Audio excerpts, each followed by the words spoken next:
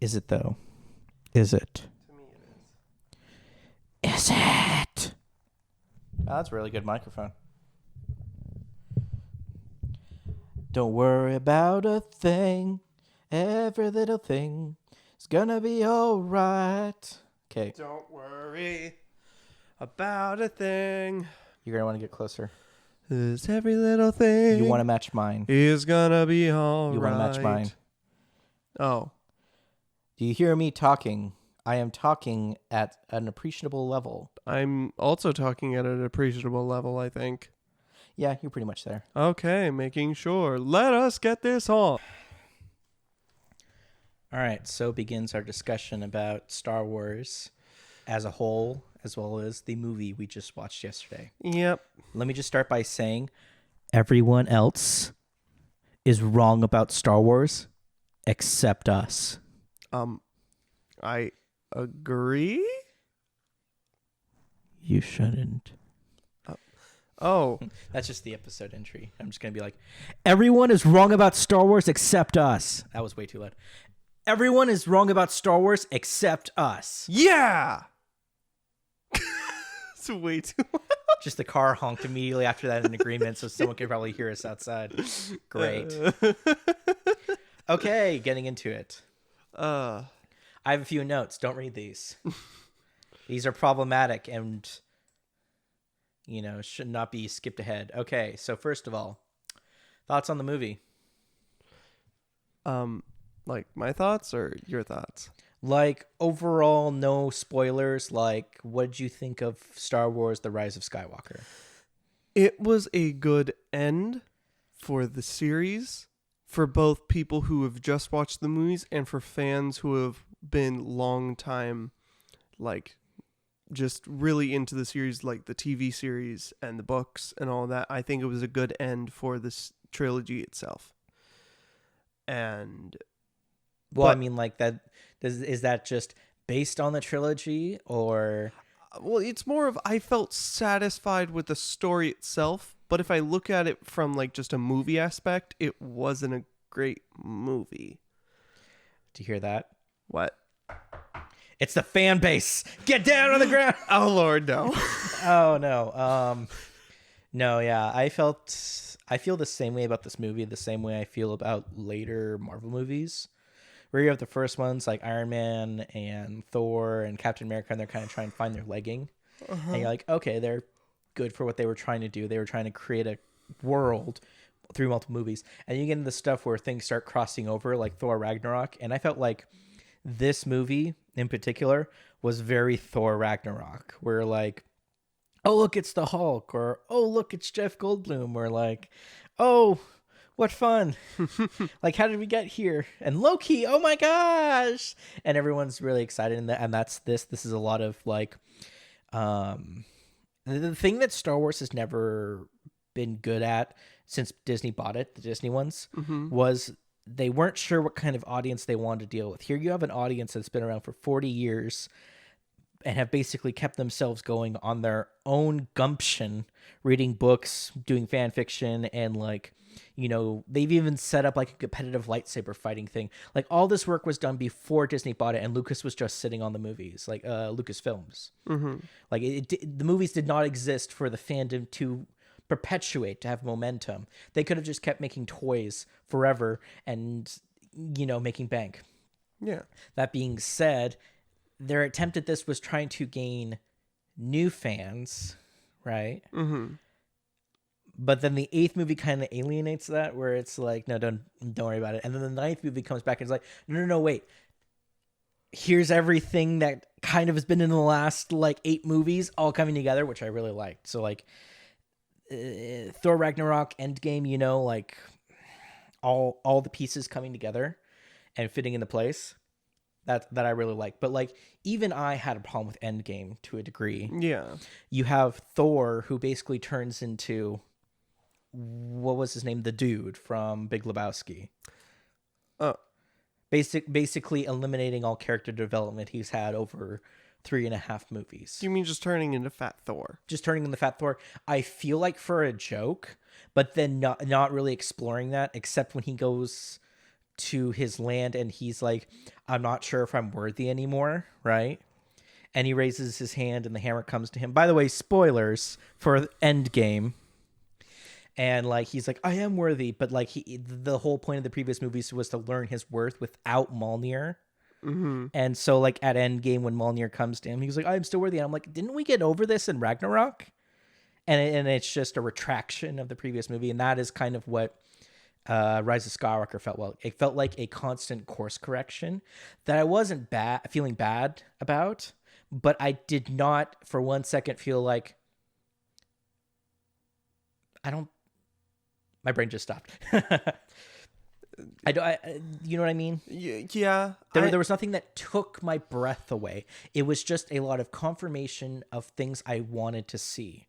It was like, as soon as I stepped out of like Star Wars Episode 4, and you and me would have done this, would have started writing our own stories of like what would happen in the continuation. Oh yeah, no, we would do what the TV series does. And this feels like that. This is like, oh, and this and this and stuff, and I can't say it because we're not in the spoiler territory yet, but we'll get there. But like a lot of fan fulfillment, and I think that is the right path to take, while as also introducing, like, it really felt like the characters had more time to move around and like had the freedom to be themselves, because we weren't always like chasing after one of the characters from the past. Mm-hmm. It was like its own story. Yeah. It wasn't about Luke, Leia, or Han. It was about them traveling around the galaxy. Yeah, I get that. I would say there was just a lot of nostalgic points to it also that really drew everyone back in. I don't know if this is a spoiler, but like the very beginning of the movie.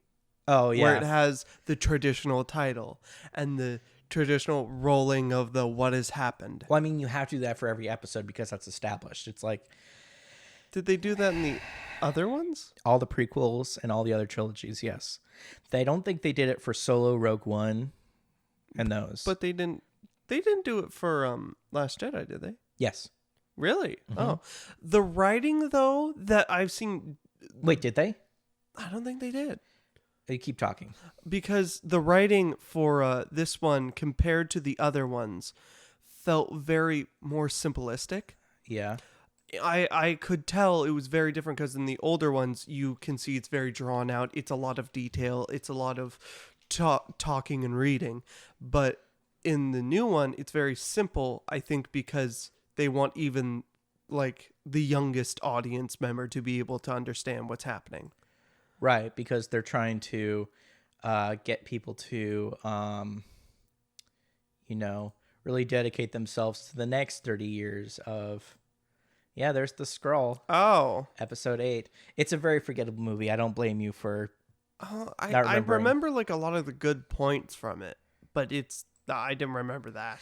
I have a problem with The Last Jedi on a storytelling standpoint, not a Star Wars standpoint. There's just so many things wrong with it because it feels like a movie that shouldn't be part of a saga. Like if this was if they did a standalone Star Wars story, and I'm going to put Rian Johnson on the spot here, and he wrote like Solo, for example. Yeah. Or if he wrote Rogue One, it probably would have been better because he's doing his whole subversion thing, but he did not write a story that fit well into the 8th story of a 9-part, saga. Yeah. I love the movie Brick. I love Knives Out. You and me both. Oh yeah, it was fantastic. And he wrote and directed both of those. But I'm looking at this and it's like, I'm doing something the audience doesn't expect. And I'm like, no, they've spent the last 40 years doing stuff what people would expect and kind of twisting and turning. Like you read any of the books, they add a new concept to things that already existed.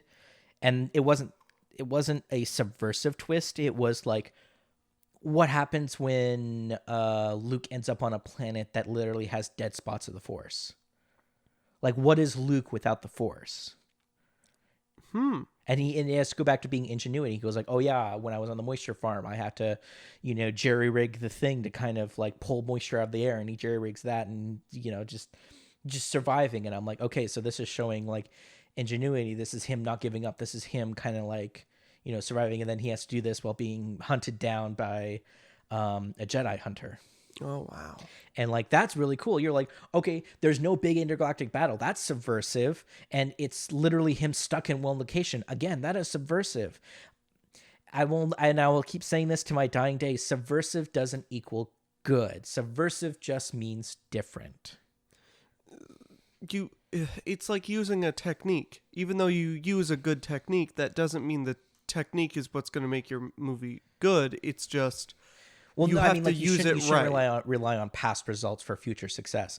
His movies were very subversive. He not. I shouldn't say that. I'm saying he wrote Brick was a noir, but it was written in a high school setting, which is like crazy how good these kids were at the time. How they like acted out like a full noir thing in a high school. The crime was high school level. The things they were talking about was high school level, but everyone was like twists and turns, and there was little clues hidden around it. And if you were paying attention, you could really see the dots adding up and like putting it on a board and it all connecting. What movie was this? Brick. I've not seen this. It's a really good, like, it was one of his first like independent films that he released. And so I'll give Rian Johnson the doubt. I think he is a young director who wants to get out there and do something awesome. Star Wars is not the place to do that. Yeah. Star Wars is mama's home gumbo, or, some kind of cooking where it's familiar because she knows just the right way to make it. Yeah. It's comfort food. Star Wars has always been that like Mass Effect space opera drama where it's like, I'm dancing with an alien on a ballroom and we are talking about how like it's funny. It feels like one wrong step and people will just stare at us. It's almost like it's a battlefield and it's like this battle hardened veteran. I don't know. I was always a fan of Garrus, but it's one of those things where Star Wars is hokey. The prequels weren't great. I personally liked Phantom Menace, for example, because it was something different. It wasn't a story about a battle. It was like more of like a story of occupation. Mm-hmm. I hate that it's kind of circular how it starts on Naboo and they end up on Naboo. That's one of those things. But ultimately, that's kind of what Star Wars became. It became like a tale of like, it's not about like... Star Wars is a hero's journey. Star Wars is a hero's journey. It should be circular. It should be like, oh, I know that person. It should be, oh yeah, they did do that. And oh, payoff. It should always be about the payoff for things that are obviously placed. Like, is this Chekhov's gun? I don't know what that is. Chekhov's gun is if you have a gun appear in a scene and it's emphasized like, oh yeah, that's my hunting rifle from 2 seasons ago. Took down an elephant with that. You only do that because the gun will play a part in a later scene. Yeah. Otherwise, putting emphasis on it doesn't matter unless the emphasis is to be that the person who used it doesn't mind killing with it. So Chekhov's gun follows, there's a variation. Basically, you don't say something unless it means something. That's the art of playwriting. That's because you have so much information on a play in only so little time. Every single second counts, and that is this concept. This is in Star Wars. It's like you go back to Last Jedi. There are so many continuities, and we're already 13 minutes in, but I'm going to rant about this for the next 2 minutes. Let's go. Spoilers for Last Jedi. Last Jedi sets itself up as the first movie was, underground First Empire has been gaining its power to take over the universe. Next movie, literally 3 days. Last Jedi is 3 days after the first Force Awakens. Mm-hmm. And now they basically rule the galaxy again. And you're like, how did that happen? And then they're doing a bomber run on this dreadnought. And they're like, okay, let's do it. And they go flying in again from a horizontal plane, not a 360 plane. Yeah. Which would have been great to have seen like this barrage tactic of some sort. And Rose's sister sacrifices herself to win the battle, essentially. That's how it goes. And throughout the movie, she seems like a person of loyal duty and like will do anything for the cause, right? She stops Finn from running away, but then goes with him to find out that if he goes to Rey, they will get a better chance of surviving this, right? Do all this. The casino was forced. It was a political message that did not fit. Again, this is one of those things. this is a kids movie. This is a soap opera. It doesn't need.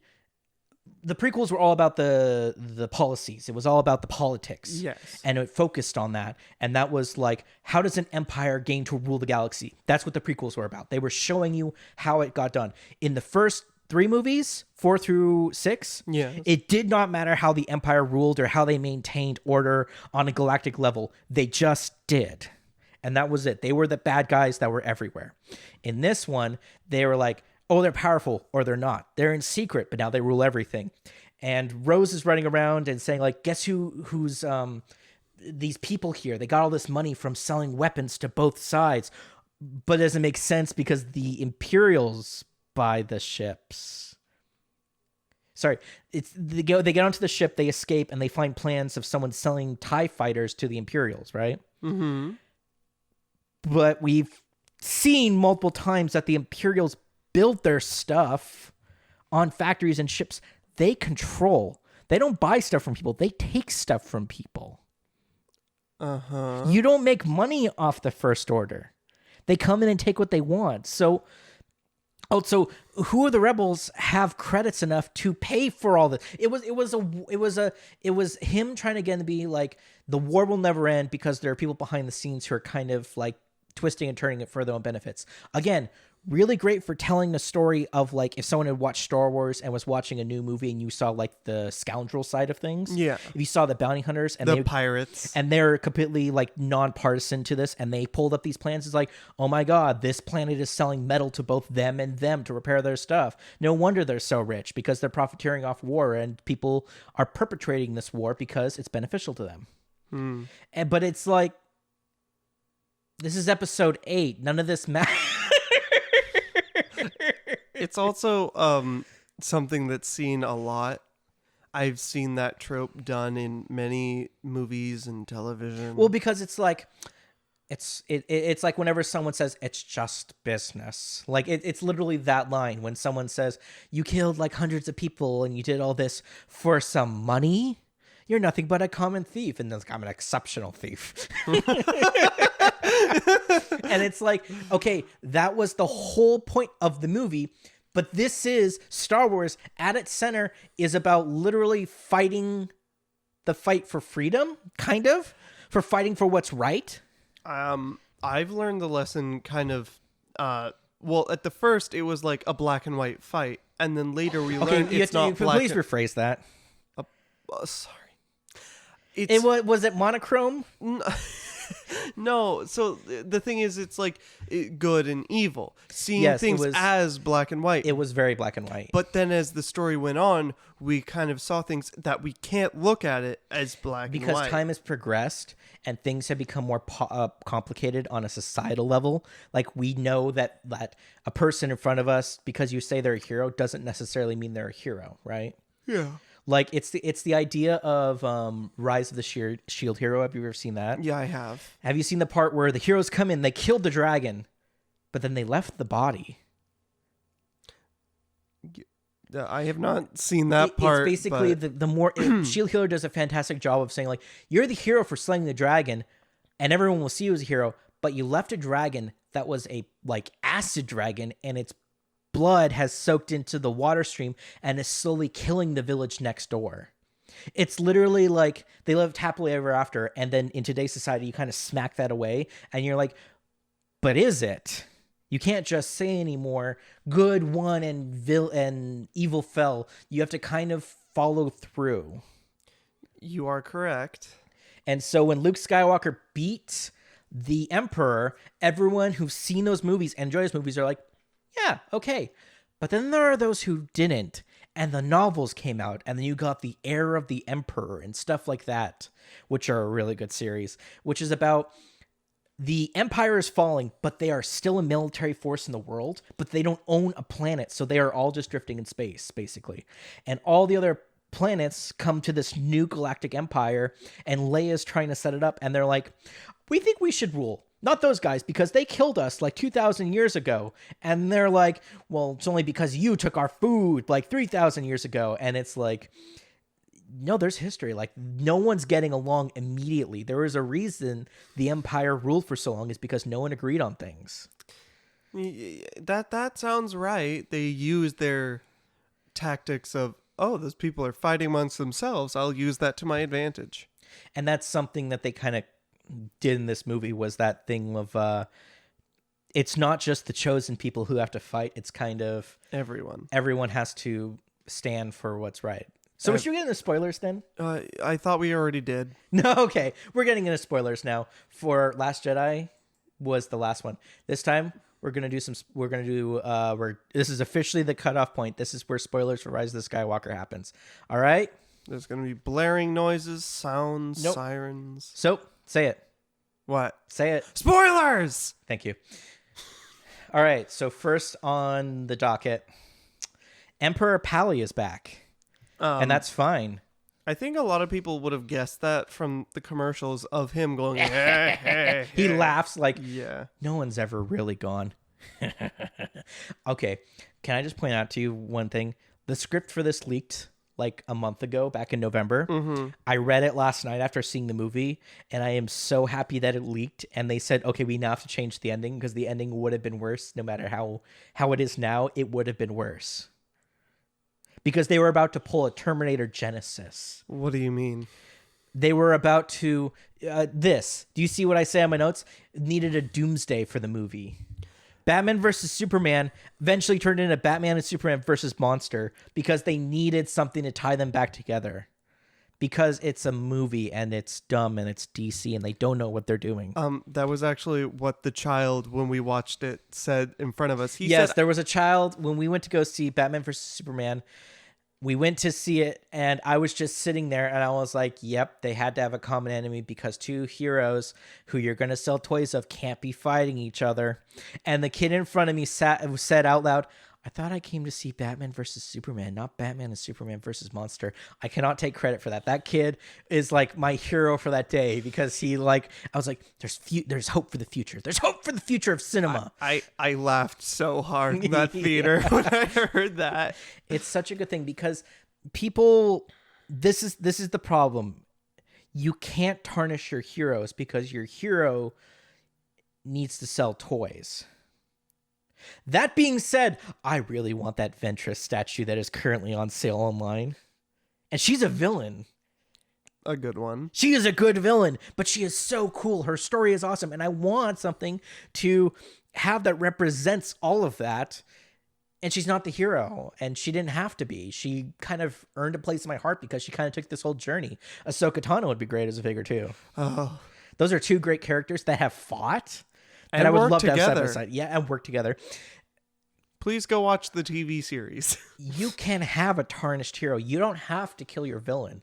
That's why Loki came back. They were like, we can't kill Loki because Tom Hiddleston is doing so well, right? Well, they gave him a TV series. But he is the only villain that I know of. They got like multiple like action figure releases. Yeah, no, they got rid of. They did a lot with him, but I did hear that the villain from Winter Soldier's coming back in one of the future movies. He will be, yes. But that's one of those things. I don't think they're going to sell any action figures of him. So he's going to play like a minor like story, which I appreciate. I appreciate when a story is propelled by the narrative and narrative points rather than how many products that thing might sell. For example, I personally love the Progs in Last Jedi, just going to say. And I love when the Prog is in the Millennium Falcon and they go to hyperspeed and the hyperspeed is in his eyes. And I'm like, that porg has ascended to a new level of porkiness. And I'm like, that's funny.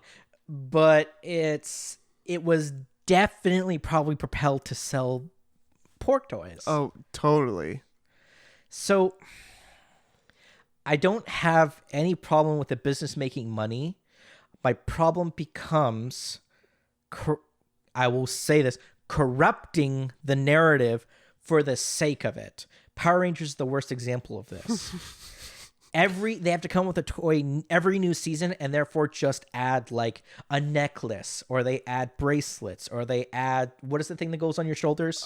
Shoulder pads. Yeah, shoulder pads. Or they add like accents so they have a toy to sell next season. And there will be people who buy that, but they do it not because they want to tell a story, because if it would a true story, it'd be about working together to solve a problem. Instead, it's about selling the next thing. Didn't the movie have like a ton of jokes towards like being sponsored by all these different restaurants? Like, Which one? the newest movie of Yeah, so there was a Stars. lot of sponsorship jokes, like in the new Power Rangers with like Dunkin' Donuts and all that, and Yeah. like Kay's jewelry. But I feel like those were deals made and cleverly inserted into the plot. Like that's something the '90s did really well. Was just like someone who was a superhero or just landed on Earth for the first time walks into a Burger King.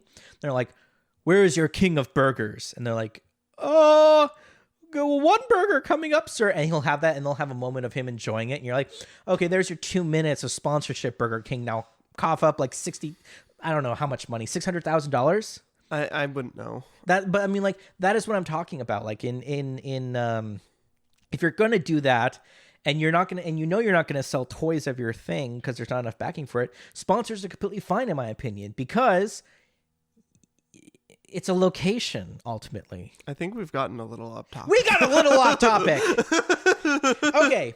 So Emperor Pally's back. There was so much information pumped into that, but I loved every second of it because it was like mood setting and it was just like, get in there. But they never set this up. They never set up on Palpatine coming back. And so let me go back to that whole screening of information that they did. Yes. The scroll of information. They do say in the scrolling of information that he sent out Yeah. a thing, but he didn't do that till halfway through the movie. No. He did do that. Beforehand? Okay, so so look at this. The title scroll for Last Jedi. The First Order reigns. None of that was shown in the last movie in Force Awakens. So they have to say it as their first thing, the First Order reigns. Yeah. So basically, to set up the movie, they've said the voice of Palpatine has gone out to the galaxy. Okay, you're kind of setting up the last few moments before everything kicks off, right? But he also sends out a radio He signal. also sends out another message about the final order. Yeah. But he apparently did... Okay, in the comics, Palpatine did this constantly. He kept messing with Luke because he had agents around the galaxy who would often... He used terror and his, like, credibility to affect the universe. There were people who walked around with his hologram face with pre-recorded messages to make people think he was still alive. Because he was one person in a moon-sized thing. No one ever found the body, so they were like, well, rumors is he's dead. And then the hologram face comes up. I can assure you I am not. And it's one of those things where it's like, we are living in Star Wars, which is a futuristic space traveling movie, but no one ever tracks a signal, right? Or like really like super technical stuff. It's all like cowboys stuff. It's all very like everything's grungy, everything's It's kind a of sci-fi western. It's a sci-fi western. No one has like super advanced like cyborg technology. Even the Borgs and the robots are a little, put together. But then you have the Sith, and they like have this other level of technology where he basically pre-recorded all this stuff, and this person could say whatever they want, and no one suspects, oh, that's not the Emperor. That's just a predetermined recording based off of a robot. No, for them, it's like, oh no, technology's not that far. Oh. It's a really weird mentality you have to keep in, where it's like, it's advanced, but not that advanced, and not everyone knows. And so pretty much the Sith are terrifying because they have the tech. The Sith are terrifying because they have the tech. But you were talking about the scroll. He sent out a message probably saying like, I've returned. And like, Or that's just, yeah, but again, because Palpatine was never set up in the previous movies, they immediately have to kick off that he is the focus of this movie. Yeah.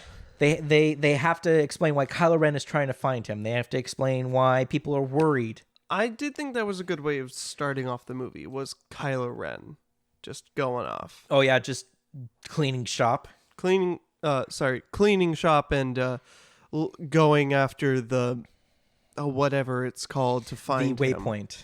The waypoint. It's a force-based artifact. Like, this is the Sith technology we talked about, where it is a thing that can automatically calculate like cosmic like waves. This isn't just a Force thing. The Jedi and Sith both had these little information pockety things. Right, so but you can only activate it with the Force. Like the way Yes. twisted, all the components were inside. This is another one of those things where you can find it by reaching out with the Force. The only way to activate it, though, is you'd have to use that side of the Force to open it. Right, but in this case, the waypoint could be used by either side. I also love that the waypoint was like in the room to the left where the Return of the Jedi ended. Whereas like you took a left turn and you would have stepped into a really creepy like evil space. And I'm like, that was just on the ship? That was just on the second Death Star? Yeah. But they didn't set up Palpatine for the previous movie, so they had to set up hard who was in it. I am okay with Snoke being a clone. I just thought it was funny, just three of him, just in like a tank, just chilling. Just like it was like they didn't even give him room. He was that pointless. They just squished them all in there. That's a fault of J.J. Abrams. He should have really had like a plan for everything in the beginning. Yeah. So Snoke has just said, "Oh, he was a pawn." And that's how they do it. And you have all these guys working on him. And then you have this whole other room. And then Palpatine shows up. He goes like, "Hi, I'm Emperor Papa. And I am the one who's been in your voice." But we've never heard Kylo Ren having a voice in his head except Han Solo. We've never seen Kylo Ren have he's just meditating there and he hears a voice or anything like that. So they basically retconned the last two movies of saying the voice you heard in your head, he did say Snook reached out to him in The Last Jedi. Yeah. And it turns out that the Emperor was actually speaking to him with all these voices. And it's like, I am personally not a fan of one big bad guy. I'm more of a fan of like the bad guy brings out the worst in people. Yeah. And it's people ultimately who make the choice and makes the world a better place. And they kind of did that. But I was really hoping there was a moment where the Imperials like looked at Palpatine's plan and they're like, "Oh no." And the Imperials like just run away and all that's left is the Sith. Yeah. Because the Imperials are just people. They just want to kind of have a place. Just have a place and rule it. They don't want the destruction of everything. And they even say when they have that meeting, what does Palpatine want? Like, they don't like him. He sounds like a cult, they say. And 7 of the 9 are in disagreement. I don't know exactly what everyone was thinking in that moment of that scene, but I do know the one guy who disagreed did get force choked. Yeah, but everyone was like, this is super weird that you just came here and there was like 50 ships. And of course they have... I loved Poe when he's like there and he's like, of course they have planet destroying lasers. And everyone was like... like just sighing, like of course. That was a pretty epic scene though, with Palpatine just raising one hand and ships coming out of it's very cool. Ocean. This movie, and again why I point to Thor Ragnarok, has great cinematography. Like with Rey looking out and doing all her stuff, and when she's walking and the lightning's happening. Yeah. That's all great cinematography. I do agree. Yeah, no. But basically, Emperor Palpatine had to come back because they needed a common enemy, and I feel like they had to work around The Last Jedi. I even read scripts about that where J.J. Abrams was like, it was really hard to work around Luke being dead. Like he said, it was like, because Rey needs to come to a fulfillment, and now Carrie Fisher's passed away. Like, may she rest in peace. But it was like the story kind of depended on her kind of bringing Rey full circle. So yes, you could bring Luke back as a ghost, which was kind of cheesy for me. Yes, but ghosts only show up when you're at your lowest. Also, can I just point out something really, really, really, really quick? What? Did you get Avatar: The Last Airbender vibes the moment that first scene with Rey happened? What do you mean She's sitting, floating in the air with the atom thing spinning around her. Did you get Avatar Yeah. And I was like, she's trying to talk to Jedi's past. Are we seriously just doing Last Airbender? Well, I wouldn't say it's just Last Airbender, because, I mean, the rock spinning is more of just she's using the Force and focusing on using just the Force. Right. And it's pointed out that we've never really seen a Jedi go into full meditation in the movies. We've only seen in Clone Wars and stuff like that when a Jedi meditates, things float around them because they're trying to reach a zen with their craft. They're reaching out and doing things, and sometimes even subconsciously. Yeah, it's more of a mindless state where the things floating is more She's just basically accidental. she's doing the breathing thing, and that's being shown with the rock. She's meditating. She's getting into the zone. But then immediately she's like, yeah, this isn't working. Drops down, does a graceful land. She talks to Leia. Leia's now training her, which is great. Whoa, that was fantastic. I loved Leia's training her, but she's training her to be patient and kind of like take the battle one step at a time. And I love that aspect of Leia because she was a fighter for like her entire life. Well, I mean, like up until she was 14, she found out her dad was a rebel. And then she spent her whole life training and fighting to, do good. And so the fact that now she is like leader of the rebel cause, she's looking at Rey and she sees so much of Luke in her. And she's like, it all takes time. She's like, I'm gonna go training, so I'll see you in a bit, master. And then runs off and does the training. And I love seeing Rey training because it's like what Luke was doing. He was like doing push-ups and he was standing upside down and lifting rocks. He was doing the Yoda regimen. But he never trained with the saber, and now we get to see what a Jedi saber training course looks like.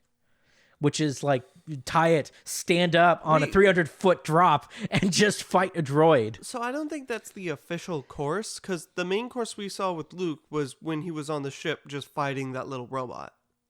Yeah, that was him learning the basics. Yeah. But like hers was like so much more rigorous, and it makes me wonder, like, I really kind of want to see like a Jedi Academy now and how that looks, because I've been playing Fallen Order and they had like a completely safe space to train their Padawans. But this is like, we don't have those facilities anymore. You know, in the TV series, they sent them in a cave where they most likely could have died in a Jedi temple to get their lightsaber. Yes, like Kyber crystals. Okay, the Kyber crystal is different. I thought you were talking about training. No, that the is training. The Kyber crystal is the final step.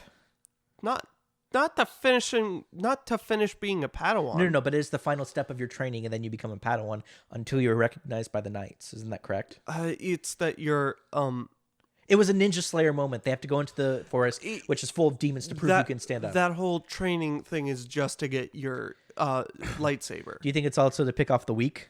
That's a very dark side, guys. It's a very dark Jedi thing, but the TV series... I don't trust you with the younglings. Oh, yeah.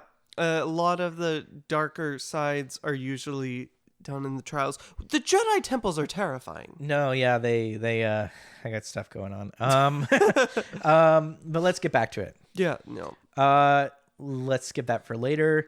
How did you feel about, like, I love them going to the alien planet and that the Rey and Kylo thing is still going on. You misspelled Leia. Don't worry about it. Don't point that out. No one can see the screen. But like, what did you think of them like traveling to the planets? Like, actually, I want to bring up an interesting point, but I don't know if I should do it now. I'll do it later. When they go to the planet and it's a desert planet, and they're like, "Oh, 3C, the robots are like, they do a festival every 42 years. It is such an auspicious time that we came at this moment." And everyone just slowly turns to him, and then he just like also turns around, and I'm like, "That's perfect. I'm so glad to have C-3PO back." Like, it's just the comic relief. It's just the bit of comedy I needed. I don't need, like, I love in Last Jedi Luke throws the lightsaber, but then in this movie he catches it and he's like, that's not how a Jedi's lightsaber should be treated. And I'm like, I've heard Mark Hamill, he really did not like the Last Jedi's representation. There is nothing wrong with Luke being on an island because he made a mistake, because even in Return of the Jedi, he was afraid of making mistakes, and if he had made one, he probably would have like blamed himself and like become a hermit. That's totally within his character. However, calling the Jedi like they should die goes against everything he was taught and left with Yoda. The fact that he kept everything then of the papers. Yeah. And the fact that he said he couldn't save Kylo Ren are all counter to his character. However, being on an island, choosing to never pick up a lightsaber again, like Leia did. Yeah. And choosing to live a life in isolation because he could not face his sister after what he feels like he caused. The sorrow he caused. The sorrow totally is in character of Luke, of him kind of moping and kind of like getting stuck within himself, and his connection with the Force being fractured because he doesn't believe that he was good anymore. And then Rey comes and he goes like, "Oh, you're a legend." He goes like, "That's the thing about legends. They're just legends. I'm just a person." Like that I liked. The fact that Luke Skywalker, Mark Hamill comes out and goes like, "I am just a person who did what was right in the moment. I am not your savior," is a very interesting point to me. But everything else that he did, it just felt forced, off-put, and subversive. I'm going to keep saying that word.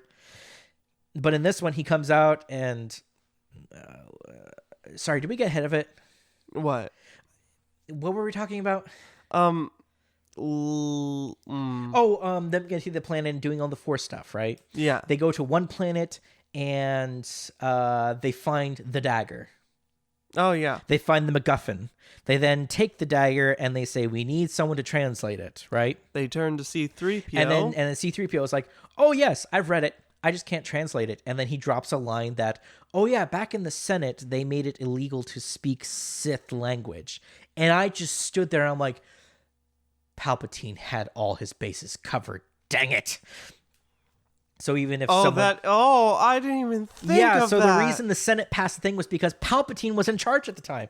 And he basically said, "Oh no, yeah, it's a proven thing. Reading Sith will make you actually learn forbidden techniques, so we should make it so a droid can't do it."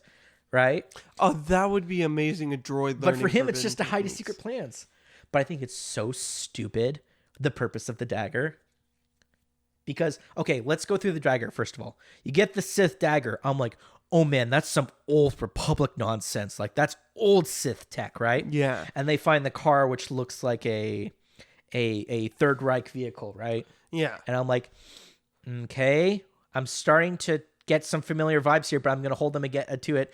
And then they bring up the dagger and they pull out the hilt and it's a map for the remnants of the Death Star. And I'm like, okay, this thing isn't old at all. They made it after Return of the Jedi because this thing wasn't here until Return of the Jedi. And they used this as the map. And are you telling me... Are you telling me we just had Raiders of the Lost Destroyer happen? Like Indiana Jones taking up the dagger, standing on the horizon, lifting it out and looking. It's like, yeah, I'm going to die. And just say, there it is. It couldn't have been like I love Rey climbing through the structure because that's like going back to Force Awakens and her ability to scavenge. So she's really good at moving around like dead ships. Yeah. But the fact, again, they get to the planet, they get to the part of the Death Star. There are multiple pieces of the Death Star probably on this planet. They get to the one that they need to be at. And then they lift up the dagger. And now it has served its purpose and no longer needs to be around. Well, no. I thought this was kind of weird, though, that the whole point of the dagger was to lift it up and aim it right so that the dagger matched up with one of the pieces of the Death Star. Yeah. That pointed out its location, which I thought was really complicated, convoluted, and weird. It was a DDW. Also, why was one waypoint just CCW. in a stone case? Kylo Ren found his on a random red planet in a stone case, right? And they said there were only two. And I'm like, okay, you only said that so you put more emphasis on them because obviously one of them's going to get destroyed. Because Chekhov's gun, putting emphasis on the numbers makes sense when something happens to it. And guess what happens after Rey... When Rey gets it and has a vision of being evil, again, this is something I am very upset about Star Wars, but except because it is part of its core, she sees a vision of herself and is terrified it because it turns to have sharp teeth. And I was like, that's some terrible CGI. That is very much like Ghost Rider Demons level of dark heart going on. But I am much more in the school of Carl Jung, where people are gray, not good or evil, that you should accept the dark part of yourself and the light part of yourself and just make choices based on who you want to be, not by what side you stand on or what ideals each side represents. You should make your own choices because then you know you are the person, not the person you're trying to be, you know? Yeah. It's a very complicated school of thought where he talks about the shadow and persona goes into all of it, but we don't have time for it. She finds a thing. Kylo Ren takes it from her because she freaks out of her vision and he breaks it. He says, "I'm your only way." And I love Adam Driver, but he cannot deliver an intimidating line. I think he played his character into. He's such a wonderfully awkward individual. No, he's a really good actor, but for this, I think this part of his character is what I liked more. The soft side of Kylo. It was solemn, I would say. Solemn. So in the first movie, he's walking around and he's like, I'm kind of in charge, and then I have to prove myself, and then he kills his dad, which then breaks him mentally because he's really bad at being bad. I feel so. For me, what I get from his arc is that he always has someone looming over him to find direction. But Yes. once his leader is gone, he seems solemn. He seems more with chill. no direction, though. No, but like when someone isn't telling him who to be, that's when he truly finds himself. And he's making all the shots. When Snook's like, you're a pathetic fool to let the girl live. And then he kills Snook and he's like, I'm making this on my own choice. I want to save you from your ignorance. Where she's like, I want to save you from your evil. And they're both at odds. And they have very good points where they stand. In the other movies, it didn't show. They were just on two opposite sides. Yeah. But in this movie, it's very much like you want to save a world that is essentially already lost. I am telling you, I can give you the chance so that we both can rule, but how we want to, not how the Emperor wants it. He wants to destroy everything. I just want a place where we can control it and nothing bad has to happen to people, right? Yeah. That was his, and that's like never really a strong case for good or bad people, but like because they've been trying so hard for each other and it's on both sides at the same time, it really works. Yeah. So when they're on the planet and they start fighting and things start transferring through the Force, I was getting goosebumps. Like I really love that aspect of like their connection's so strong, things can get pulled across space-time. Yeah, no, I love that. It almost felt like a D&D scenario, didn't it not? It did. Like a planal fight. Yes. Like someone's fighting with something on the other plane, but no one else can see it, and then all of a sudden there's an explosion behind them. And they're like, "How did that happen?" It's one of those cool things that no one else like sees this and believes it, but it is totally like two paladins fighting. Yeah. No, it was really epic. Like this movie had very good parts to it. Like there were parts that you feel like you just fall in love with. I think you're right. I also think I went too far in my psychological analysis of it. I think you're right that Star Wars is at its core like a fun adventure where cool things happen, right? Mm-hmm. And you could totally have like good versus evil in this and not worry about it. Like we've been watching The Mandalorian, right? Yes. Mandalorian at its core is very basic storytelling.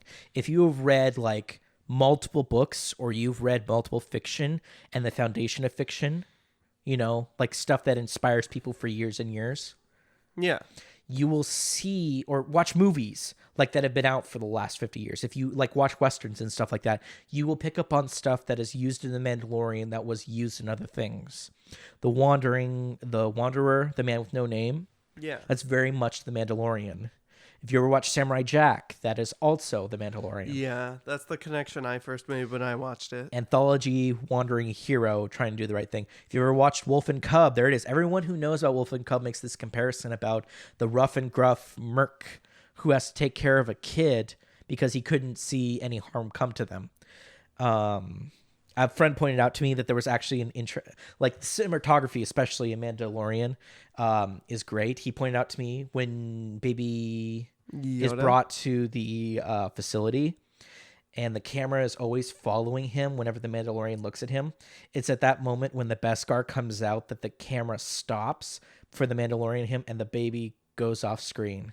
And the camera does not follow it until he looks at it again and then disappears. But it was a very clear thing that that his attention is taking away from the kid while the kid is moving, which is something we've not seen before.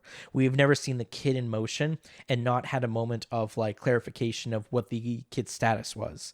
So the fact that we didn't know what was happening to the kid until he took one last look was kind of unnerving, because we are just sitting there in our seats looking at the Mandalorian like, look at him so that we can see him. The camera won't move until you move, kind of thing. Yeah. And that's a really great psychological cinematography tool. We just also have to say Baby Yoda's so cute. It's pretty cute. brings peace to us all. But the basic storytelling is like, I can sit there and I know what's going to happen in the movies. I know what's going to happen in the show, but they still shoot it so well that I find it entertaining for the next 40 minutes. And that's kind of the trick with Star Wars. Maybe you don't need original stories, but you can tell every story there is in Star Wars. Everything can exist in Star Wars. Heist movie, right? Spy movie. Any genre. Bounty hunter. John Wick could be in Star Wars. Comedies. You could totally have literally anything told in Star Wars, but they keep thinking it has to be a war story or it has to be about the war. A comedy movie about Jedi robots would actually be kind of funny. Yeah. Or just robots in general. Yeah. I love Droid Tales, the Lego one. Oh, yeah. Where they're just being goofy, but they're like telling stories of what were the droids up to for all 5 movies. Yeah, it was just CP3O just like, and then we went here. And Grievous was all like that. And it's doing a lot of fun things. Were they the ones with the red flag, or was that Raw Chicken? I think they were the ones with red flag. Lego Star Wars is talking about them being back on the planet where they first found Anakin. Yeah. And they're standing there, and he's like, oh, yes, you'll be trained to be a great Jedi. And then Watto is waving his flag. What? Watto? Watto's waving his flags, and he's going, red flags over here. Red flags. He's waving them. I'm like, that's a really fun joke for fans. Yeah. Like, thank you for that. I did not, and that, so comedy works. And especially in this movie, the droids are the comedic relief. Yeah. C-3PO, basically, they have to hack the we've been talking for about 10 minutes about nothing.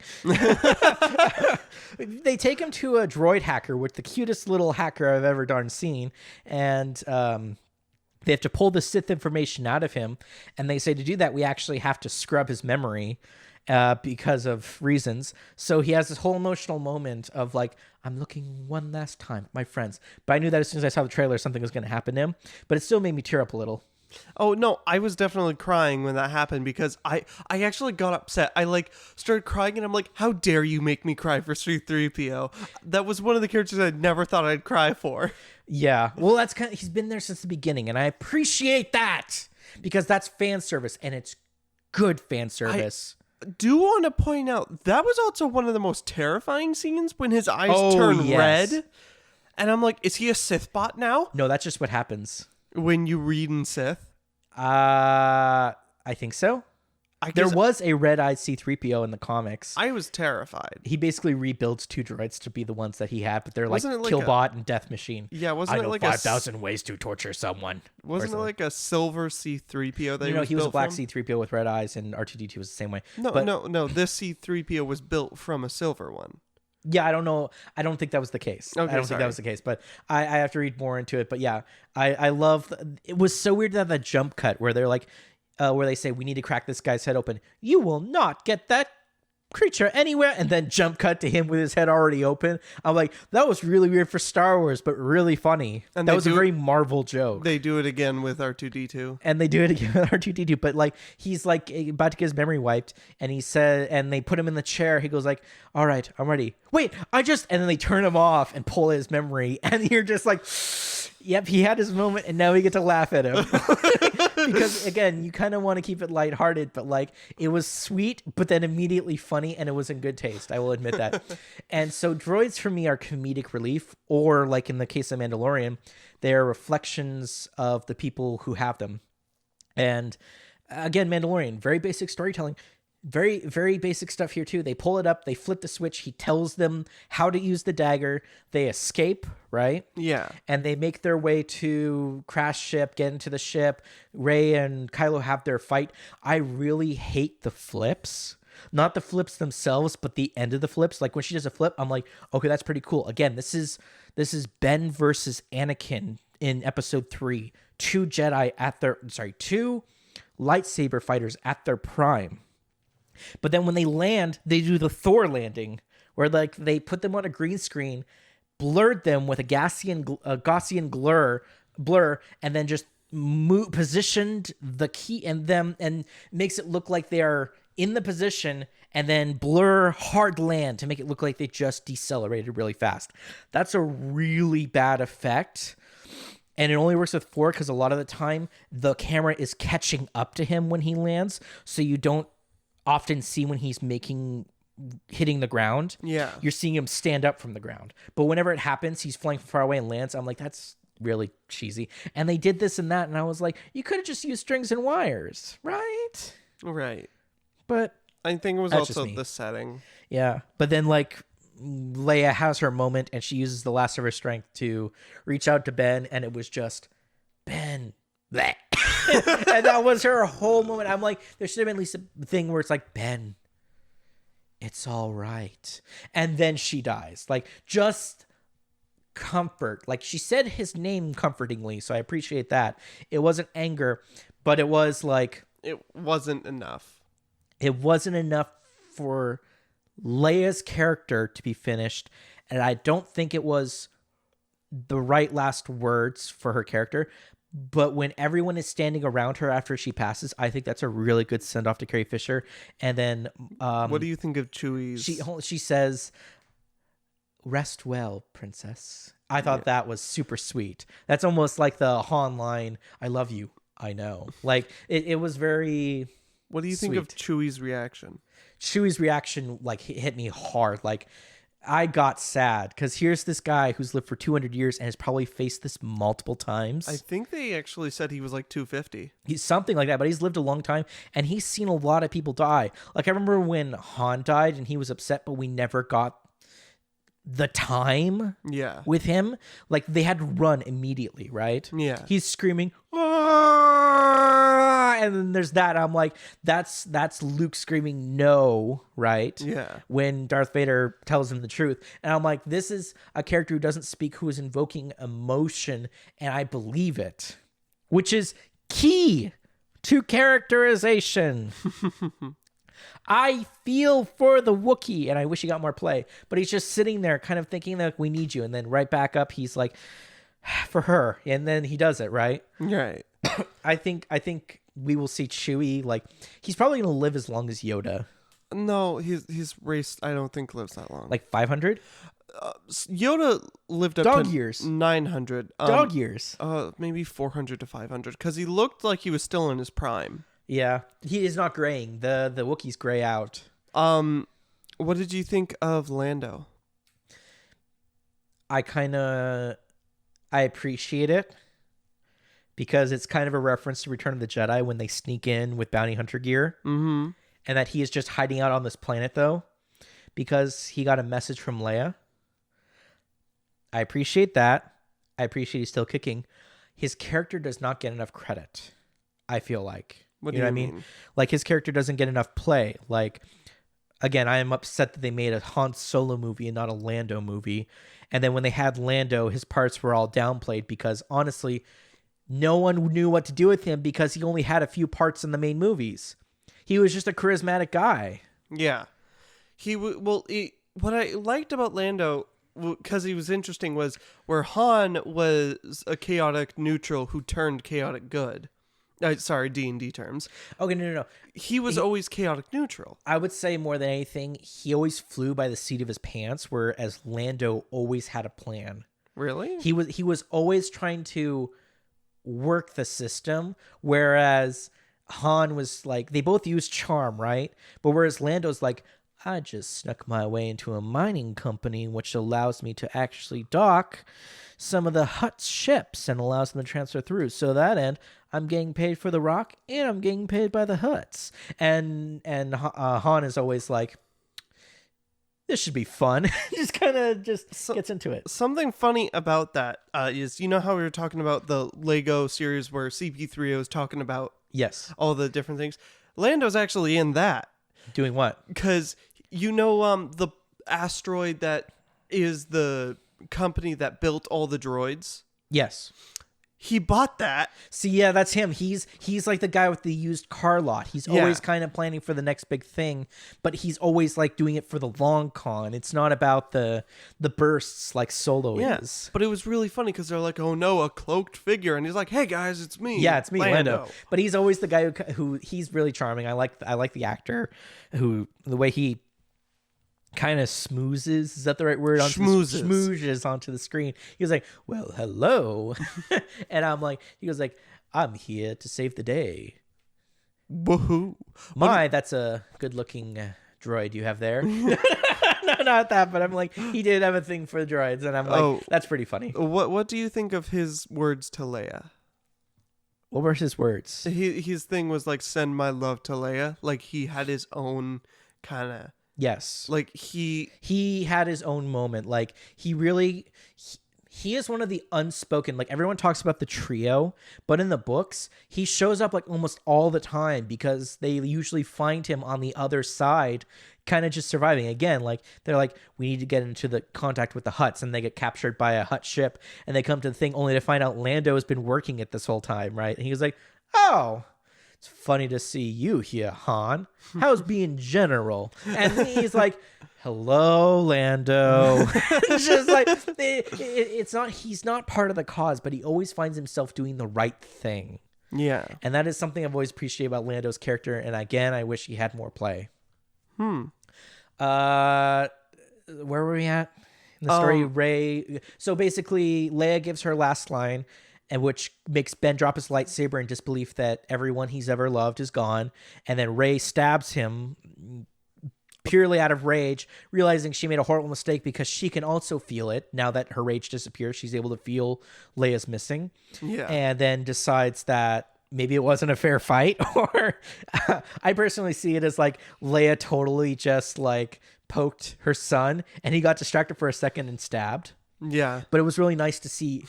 It was really, okay, I'm going to say this. It was really nice to see Rey struggle with Kylo. Like, she really had to earn that win. It was like rewatching Vader versus Luke. Vader always overpowered Luke. And that was kind of the thing where he's now like in full control of his destiny and his confidence. And he's not acting to kill her. He is not trying to kill her. He's trying to wear her down.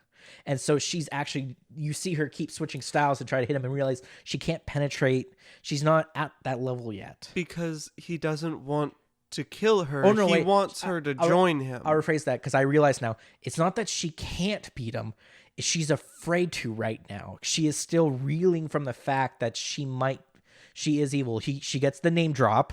Kylo says, you're a Palpatine, which probably is like messing with her head. And so she's switching between Jedi style and like angry style, and it's just not working. And she's putting all of her rage into her swings, and that's why she gets tired. But it's the fact that like the moment he thinks he has her, he loses it, and then she gets him, and then she feels it, and then feels bad for him, and then heals him. That was perfect. We did skip over one of my favorite parts of the movie. What was that? The reason why he figured out she was a Palpatine was because Emperor Palpatine told him. No, he didn't. He pieced it together because he saw her lightning fingers. No. It was very clear at the beginning of the movie. He goes like, you don't really know who she is. But by the way, how do you feel about Palpatine being GLaDOS? Or the thing from Assassin's Creed? No, I thought of that. Portal. Yeah, Portal. He's basically GLaDOS. I was like... He's hooked up on a sealing machine, which apparently doesn't have any limits. When he just like when he just swooped down, I was like, this is Portal. Is he just gonna get shot with a portal gun? No, he tells Kylo Ren, and then Kylo Ren said, I made you do it to confirm that you were who he said you were. Like, no, he never...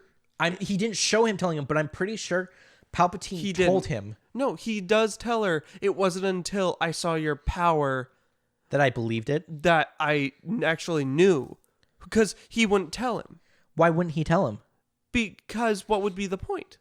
Because he's like, oh, she's a threat. Because no, one of us is wrong, but we're gonna have to rewatch it because that was the point of the movie. I believe you though that he was like, I thought though the reason he was trying to make her use dark side powers was to prove to her that she was not for the light and she should join his side because it's her predetermined destiny. Yeah, which was one of the things I was upset about. I'm like, Rey being a nobody is really interesting because then anyone can be powerful. Anyone can become a Jedi.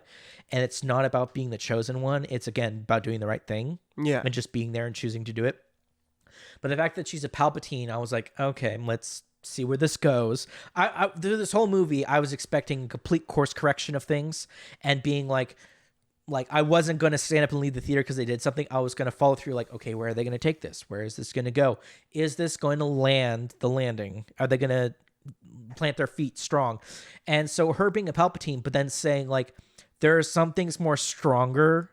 There are things that are strong. What am I saying? There are things that are stronger than bloodline. Right? Yeah. And I'm like, I appreciate that. So it's like she would go over there, but she herself is choosing not to. Like it's not that her blood calls to her and it's not her right. It is her making the choice. Yeah.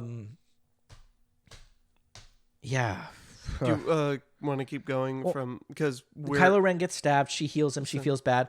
But like the fact that Rey is like, I love that. I kind of love that. Like, I don't want to hurt you, so I'm going to heal you, but then leave you. And then she hops into the Death Star and then leaves. And the reason I made that correction about she couldn't handle it versus she wasn't herself was the very next scene. She's on the same island as Luke was and hidden away, and she's burning the TIE fighter.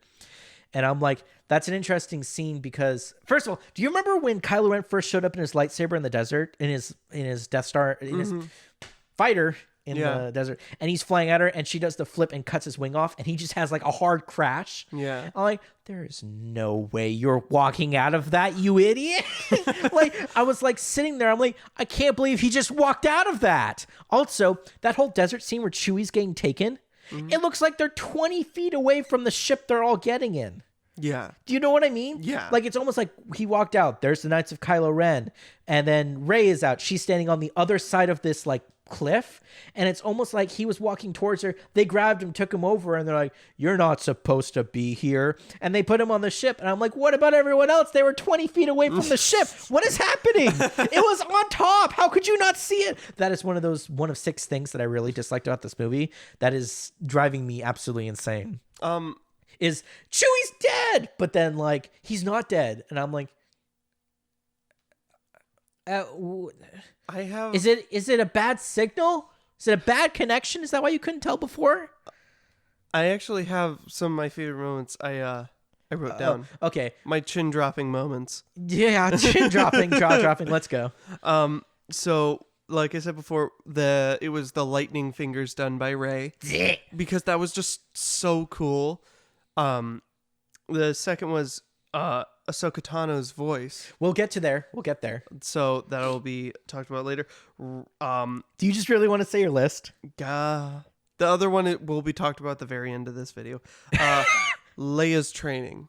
Okay, so let's get into it.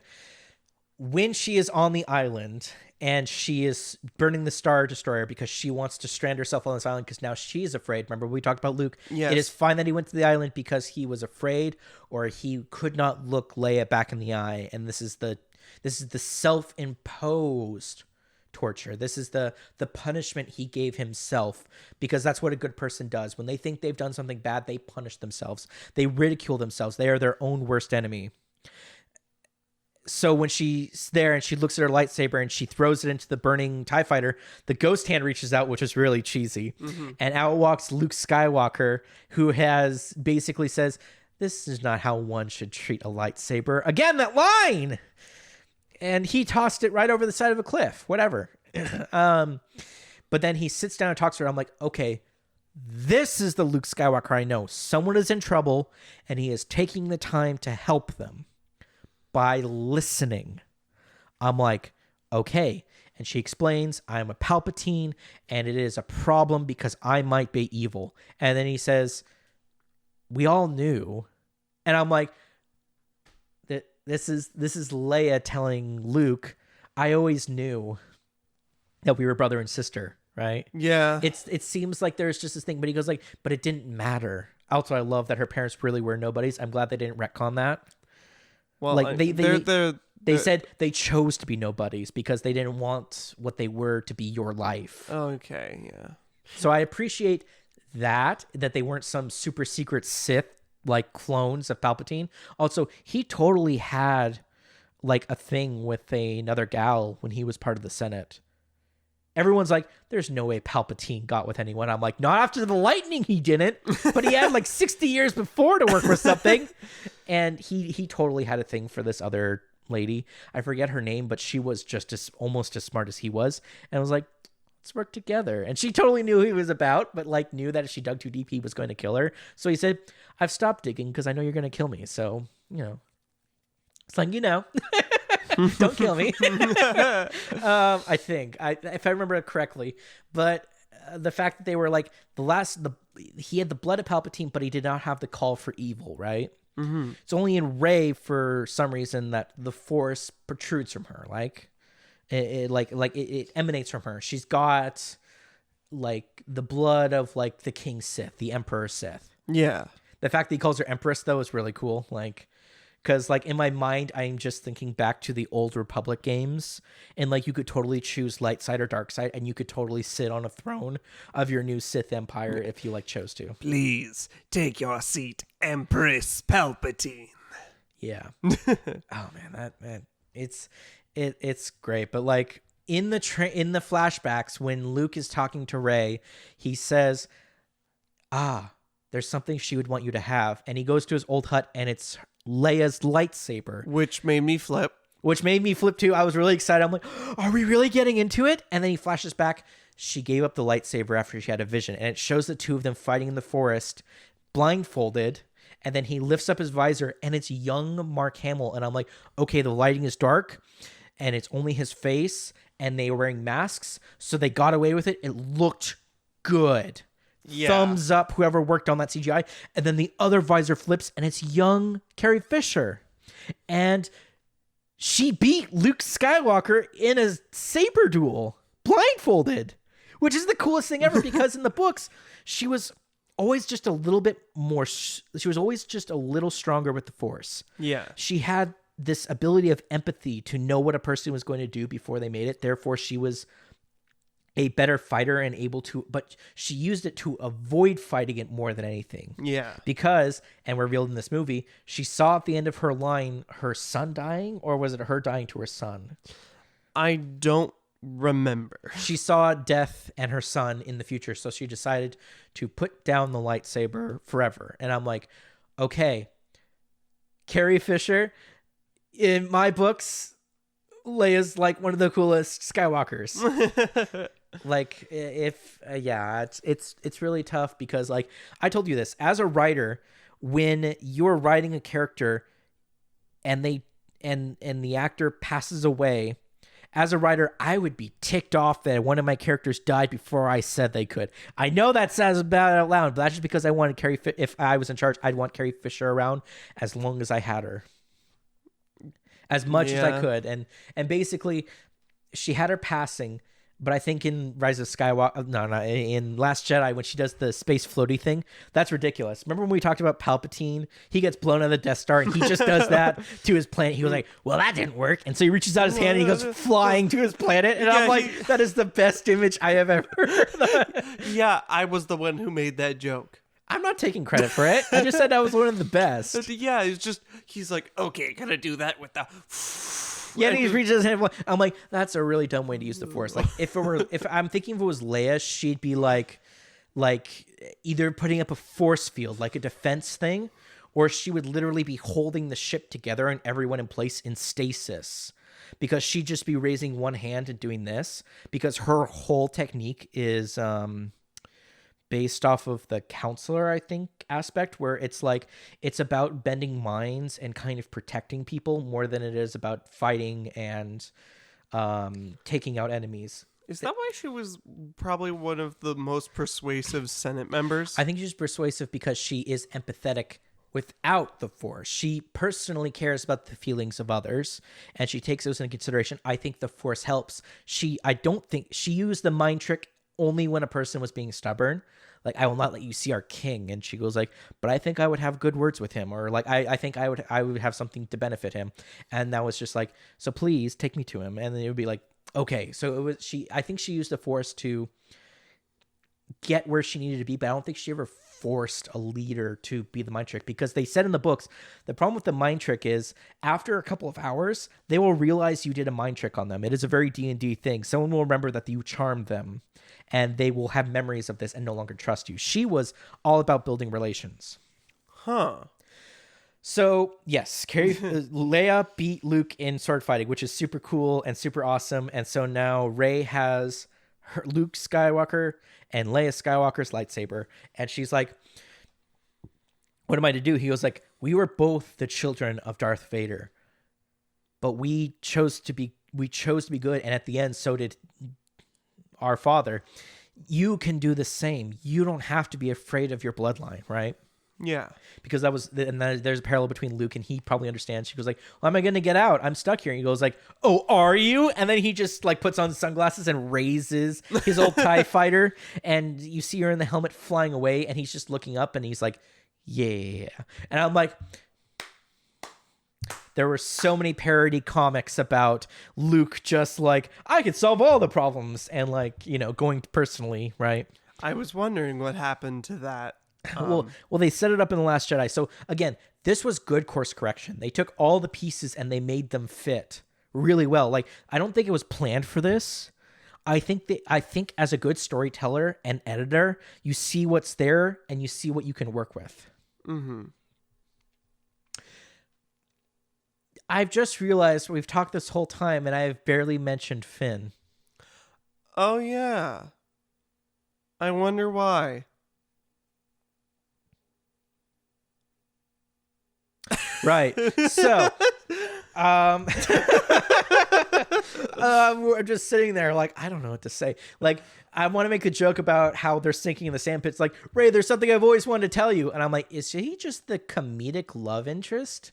Like, I've always liked Finn, right? He's always been kind of this goofy, fun character, but his story's also been a little complicated. His story's been inconsistent. First of all, he is a stormtrooper who decided not to fire on civilians because he had this impulse that it was wrong, right? Mm-hmm. And he saw a friend die, and so he was questioning everything, only to then turn around and shoot everyone in the ship bay to escape with this new guy he just found, right? Yeah. He was like, I have a great sense of humor, even though I'm a stormtrooper this whole time. And I'll admit there are a lot of good humor in stormtroopers nowadays. Yeah. Like in Fallen Order, I cut down 2 guys, and he goes like, he just took down our range support. And then the main guy was like, oh dear. Like, it was really funny. Or the 2 stormtroopers who saw Kylo Ren having that fit in that room, and they just stopped. And then he's like, turns around and walks away. That's great. Or in the new movie where, do you have hate towards my helmet? I like your helmet. Oh yes, that one lady who's just like, I like your helmet, and I thought you were talking about. It's like, it's good that we're here. Oh, it's so good that you're here. Yeah, it's just great. Like, I'm like, that's funny. You're making stormtroopers funny, so it's really sad to see you kill them. You kill 20 in a hallway because they're just people in the end. Like, that's the thing. Finn proved that stormtroopers were people, and his whole arc should have been run away from the conflict. Then the second movie should have been found new meaning either in the rebellion, but maybe not as a fighter, but he's like, I want to go back as a stormtrooper and try to be a spy and convince people to come back with me. I think everyone wants to keep being an imperial. I mean, I think everyone wants to fight, but I don't think everyone is as bad as they say, right? Like the Sith troopers and any stormtroopers in black, those are bad guys. Those are loyalists. They are ones who believe killing people is the right way to rule the universe. Stormtroopers are just cannon fodder. I would have loved, and I am saying this to the depths of my heart, when I first saw Finn step out of that stormtrooper outfit and decide to leave in his own way, I thought the last movie was going to be him giving a speech to the stormtroopers saying, like, you are not just drones. You are people who can make the choice. And we want to give you that choice. So what do you choose? And I wanted to see helmets start hitting the ground as they were all taking off their helmets, revealing all the people that had been conscribed and forced to fight as children soldiers. Suddenly you have now the red Sith troopers versus the white stormtroopers. And it is literally just oh, here we go. And it would have been, again, it's my personal opinion that the Imperials in the books are bad guys because they want to control stuff, but they don't want to control stuff and then destroy it. They want to control stuff and create an industrial like era. They want to say, we can build thousands of ships if these people just did what we told them to. That's the kind of mentality they have. But like eventually later in the books, they create their own nation, and they're like, we are kind of like the technological place. We're the ones who provide medicine to everyone, but they have to keep paying us. That's it. And we get to kind of like run our bases, and it totally works out. Mm-hmm. But like then the Empire then there's a schism between the Imperials and the Empire. And the Imperials become someone else, and the Empire becomes someone else. And now you have this whole new interesting sociological... Anyway, I would have loved to have seen the turn of the stormtroopers, because of Order 66. It would have been perfect circular. Well, Order 66 is the troops killing the Jedi, right? But that's so that's when the troopers were all clones. Right. But it's the idea that in a time, the people they trusted the most turned against them and killed the Jedi. It would have been great if the Sith had turned so bad that the stormtroopers, essentially the new form of soldiers that the Emperor decided was going to be better or easier to control children and raise them that way than clones, which have been trained to be efficient in combat. They won't follow, he found the clones weren't going to follow orders completely. He found that they were more tactical, and they made decisions that were more beneficial to them to survive the mission. He needed someone who could throw themselves at a problem and not be unified. He specifically chose people from different places in all this and kept communications limited, so there was never ever internal rebellion. Yeah. Everyone's communication was limited. Only certain people were allowed to talk to certain people. If you had this code, you couldn't talk to this kind of person. Captains didn't mingle with stormtroopers, that kind of thing. Even Mandalorian, they say, I was an Imperial sniper, not a stormtrooper. Even the Imperials disliked the stormtroopers because they were just cannon fodder. And again, I would have just can you imagine, because stormtroopers are seen as such a strong icon for Star Wars, but they're essentially the bad guys. At the last moment, they have a sliver of hope for an alternative, and some of them choose to take it. It's that scene in Civil War when they're at S.H.I.E.L.D.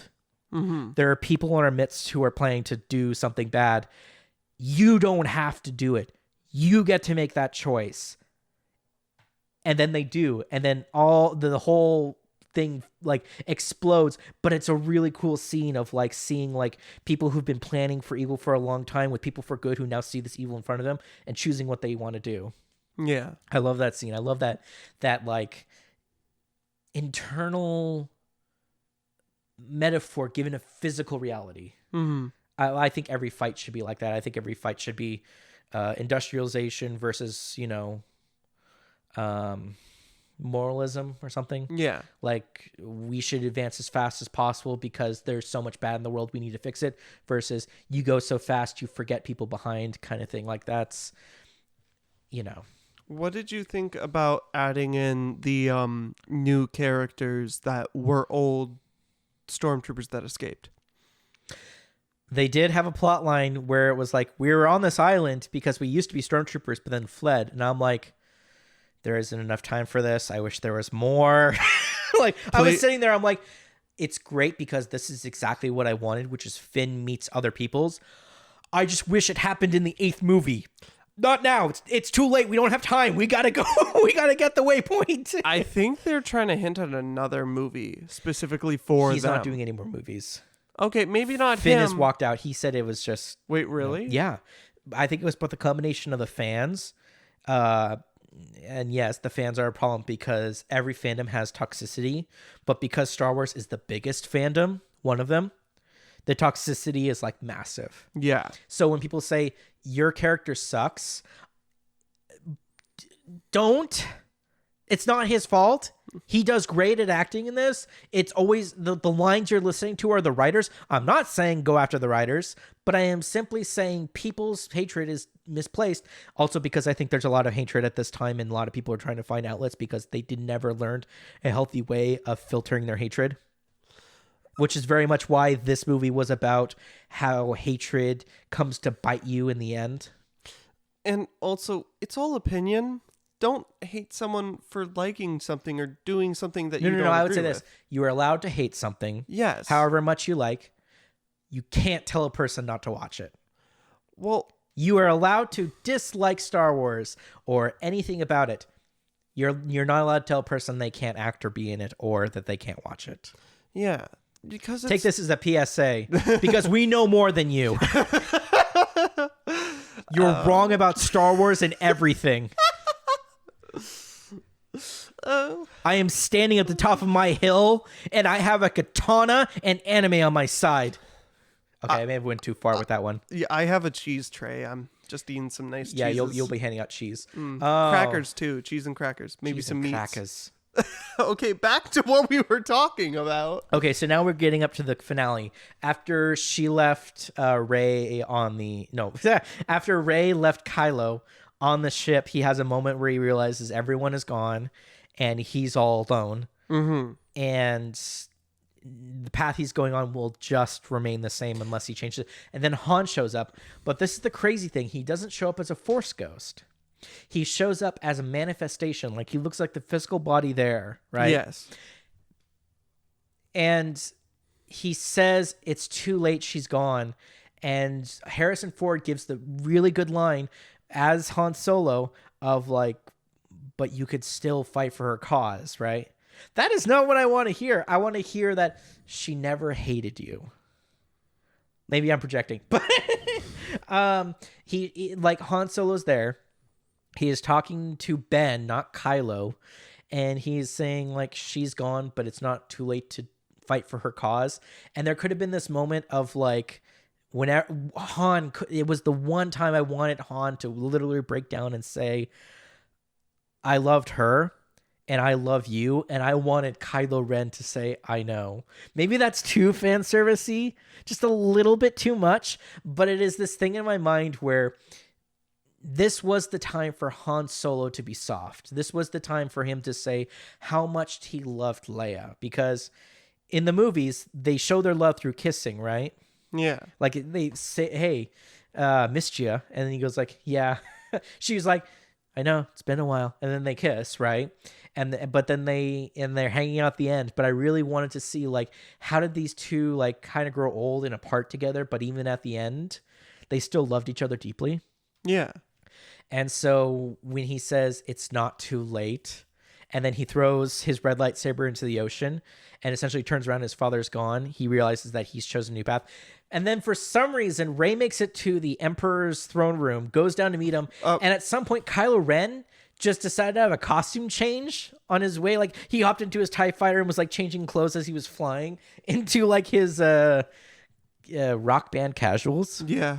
What was the other thing you said we were getting up to?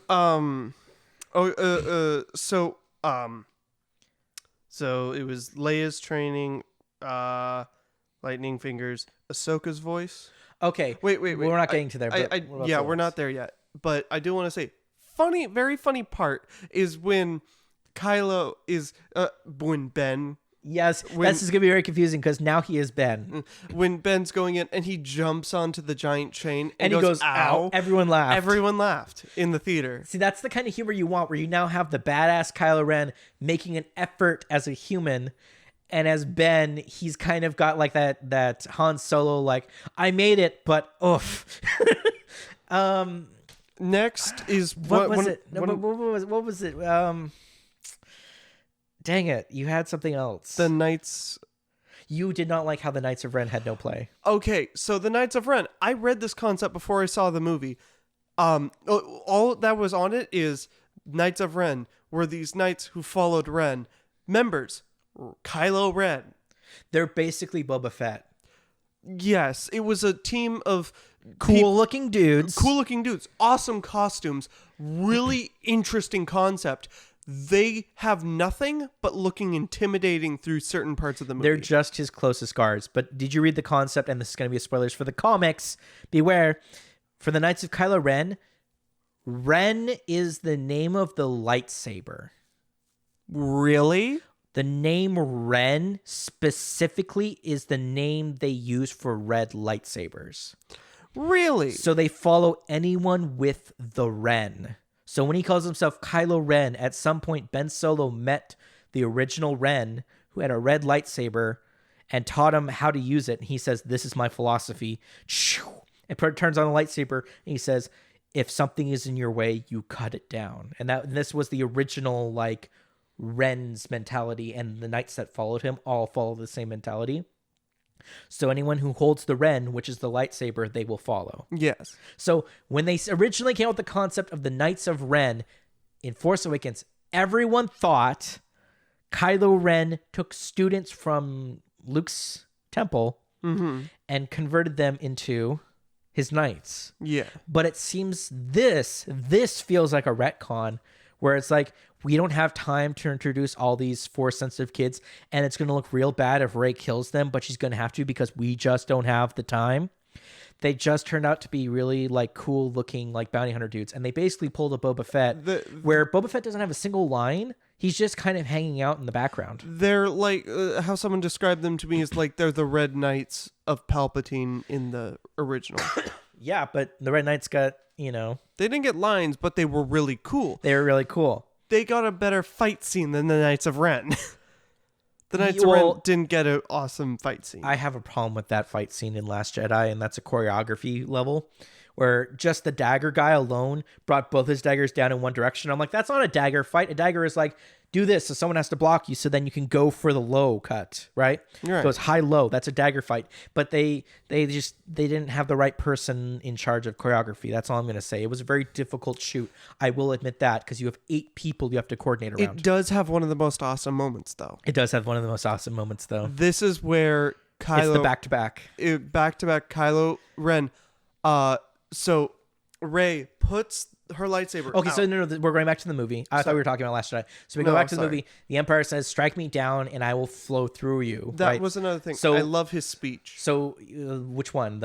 Both. Okay, so they come into the throne room to find out that the Sith have actually been here a long time, and that all these creatures in here are probably also like mechanical monstrosities who he turned to help him, like Jawas. He probably found Jawas on this planet, converted them to the Sith, and they now have like immortal life. Also, it's not clear how long these ships have been here. Like, did he plan to do this back during the Clone Wars? It was most likely a couple of days after. Or was this after he got flung out of ship?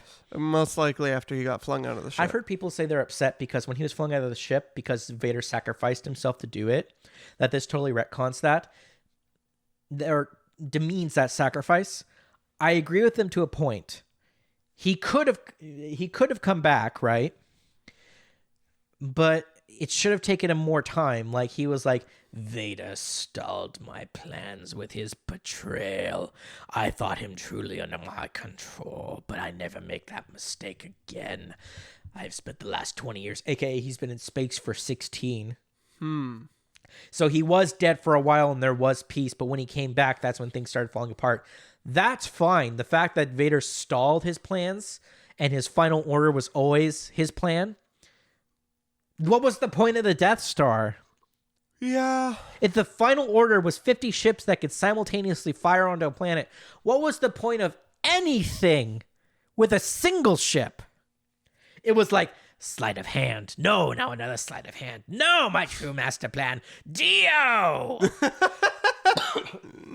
It's also Ocelot, and like, it's poor explanation. Like, they really should have just done someone else, like Plagueis. Or Thrawn. Or Thrawn. Thrawn would have been an amazing enemy for like these last 3 movies. I don't know if he's in that time period though. He is. Oh. He existed originally post Return of the Jedi. He was there when Leia was reestablishing the Empire, and Thrawn became the new feared name. They were like, the Emperor's scary, but Thrawn kind of like could conquer an entire system with a single ship. And everyone was kind of afraid of that because they're like, he knows you. He's not evil or malicious. He's just so... It's like if Sherlock were an enemy. Yeah, no, that is terrifying. And it's just something to behold. Like they just went back to old grounds. They stuck to the basics. They said, this bad guy has been manipulating everyone for this long. He is the true final boss because we need a doomsday for everyone to gain up on, right? So when the rebels show up and they say, we just need people, right? Right. And if they call, they will come. And so they do the call out and everyone comes, and the Armada, the end game Armada, or maybe I should say the Firefly Armada, like that scene. Have you ever seen that? No. Just all these ships showing up and you're like, yay. But I was more of like, yeah. All right. and so, as you were saying, Rey is going to strike down the Emperor because he's like... It's the whole Luke thing again. If you strike me down. Yeah, because I think that was... But that makes sense because that was the Emperor's plan. I think originally he was going to take Anakin Skywalker's body. Oh, yeah. But then it got ruined when he got cut down by Obi-Wan. And so he was like, I need to find someone who is also more powerful. So Vader is basically his scapegoat and doing his work until he finds a better body. I think it has always been Palpatine's plan to get a different body. Yeah. I also think that Palpatine didn't realize that... Is he possessed by Plagueis? I think he is. I think he absorbed Plagueis or he's possessed by Plagueis, and this is just the continuation of the Sith line, and basically it's like all for one or one for all.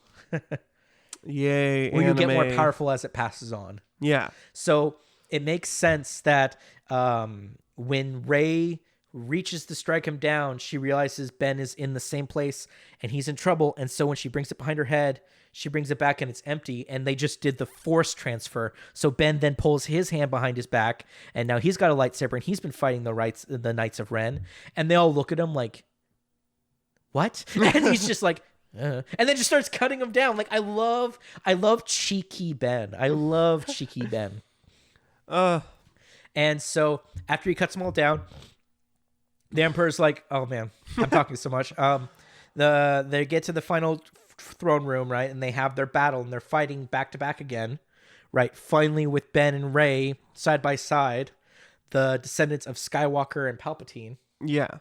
And they're fighting all of his knights and all his guards, and all the people in there are chanting, and they're like, we're gonna stop you. And he goes like, yeah, no. And then he just like flicks them with his force and then brings them closer, and then force transfers to them. He goes like, wait, what just happened? And he looks at his hands and they start regenerating. He goes like, oh, the bond is strong with you. And he's like, his tongue comes out of his mouth, and he just goes, ah, and he's drinking up all that force juice, and he's just like, ah. But like these two speeches, and then he gets hot. Yeah, but these two, his eyes turn back to yellow. And You it's love great. that his eyes are now yellow instead of like blind things. No, yeah, but it's awesome to go back to yellow. Well, do you remember? Cool Did you eyes. hear about how they did the eyes with the How? Return of the Jedi? They like superimposed. I think it was like goat's eyes or some kind of animal's Oh, that's eyes terrifying. over his, so they would look not quite right on him, like they were too big or not human enough. Yeah. But it was like what they were going for, and I think it worked. So when you saw it again, I was like, that's pretty cool. But it's one of those things where it's like now we're just going into full magic, where he's just literally necromancy, drawing force from people. Yeah, but the two speeches he has, I like them. Which is strike me down because it is your birthright. Yes. And then the one where it's the Sith shall rise. I don't know. It's like he is the speech making. Well, he was guy. a senator for 60 years. I just like his speeches. Yeah, just yeah. Personally, and also I'm gonna say it again. His lightning fingers when he shoots Okay, so them as up soon as he into regenerates, space. he gets most of their force power, and he goes like, unlimited power, and he shoots it up in the sky, and I'm thinking like, this is just anime. This is just anime, because like when he did lightning before, he could barely hold his own against Mace Windu, right? Yeah, that's And then he how had we got force wrinkly. lightning again on Luke, and I'm like, you could just Kamehameha lightning in the air. Why don't you just do that all the time?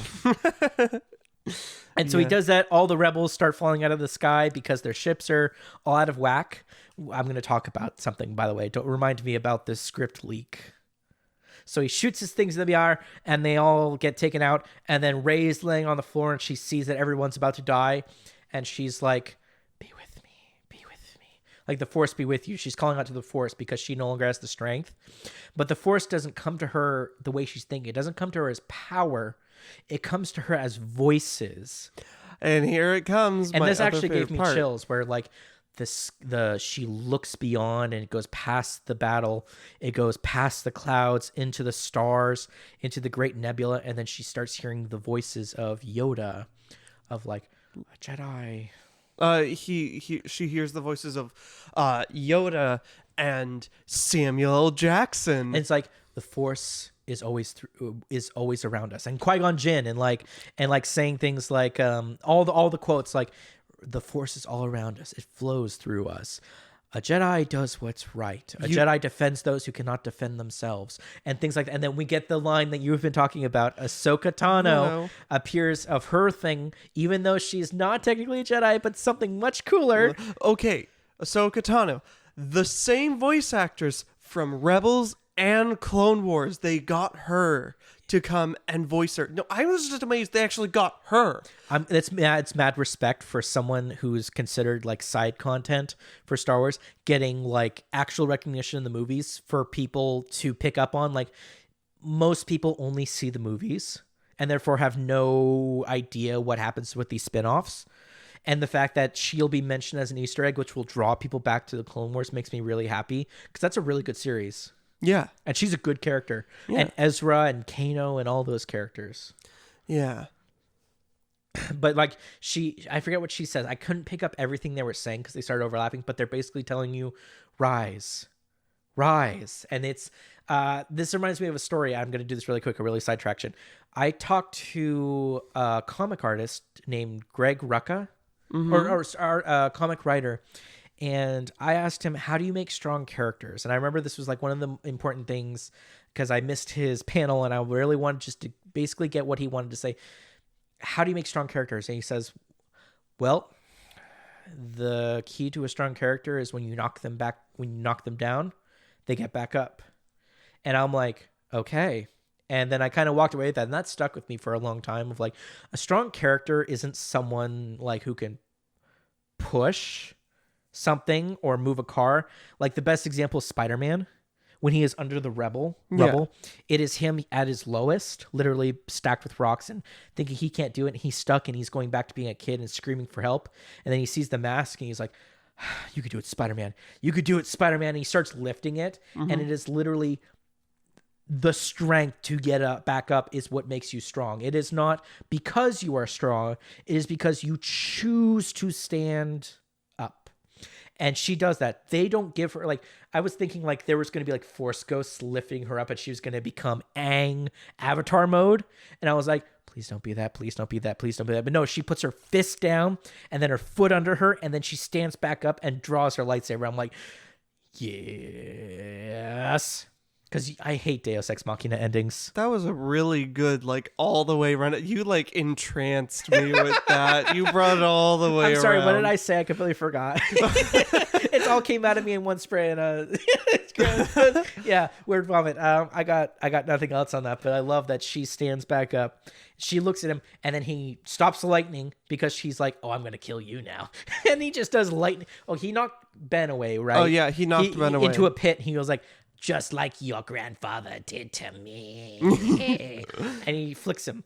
And then falls into a pit. And then Rey walks up to the lightsaber and he shoots lightning at her. She blocks it. I'm like, okay, this is kind of funny how lightning and light works. You know, don't question it. It's anime. And then she's holding the lightsaber and he shoots lightning at her, and she then and she's only doing it with one hand. I'm like, why is she only doing it with one hand? It'd be much stronger if she did two. And I'm like, oh, and then she reaches to the back, and then does a force grab for Leia's that Ben was holding, and does two. And I'm like, that's really dumb. It's like, Palpatine, you may be strong, but now I have two lightsabers. You're still exerting the same amount of force if you're using both hands. You know what I mean? Yeah. But that's because they've never explained until this movie that lightsabers actually have a part of you in the saber. So when she's actually pushing back, she's also pushing back with like a bit of the force from Leia and a bit of the force of Luke, plus her own. So I wish they had explained that more, because like when they describe the lightsabers, they describe their color because of the person who made them. Mm-hmm. Based on your teachings, that's the color you get. So when you get a green lightsaber, it's because you like are a guardian. you have the mentality of protection and like technique. If you get a blue lightsaber, you're more of like something and so on and so forth. But basically she's pushing back, and it was basically the Kamehameha, like in Dragon Ball Z, where he's got one-handed and then the two hands come together, and now suddenly it's twice as strong. Or in NCIS when they're hacking, have you seen that one? She's hacking like this, and he goes like, I can help, and then he comes in around the other corner, and they're going like this, and they're double hacking, and I'm like, whoever wrote this is like 80 years old. They don't understand. And it's just that it's just she's doing two lightsabers. It's really cool because no one's ever had two lightsabers in a movie before, though. It's an Ahsoka thing, an Ahsoka Tano, also a Star Killer thing. Ah. But she's blocking it, and then she takes it and she puts her force through the lightsabers to deflect the lightning back at Palpatine. And he's like, wait, this feels kind of familiar. And I'm like, it should have. This is how you got so butt ugly.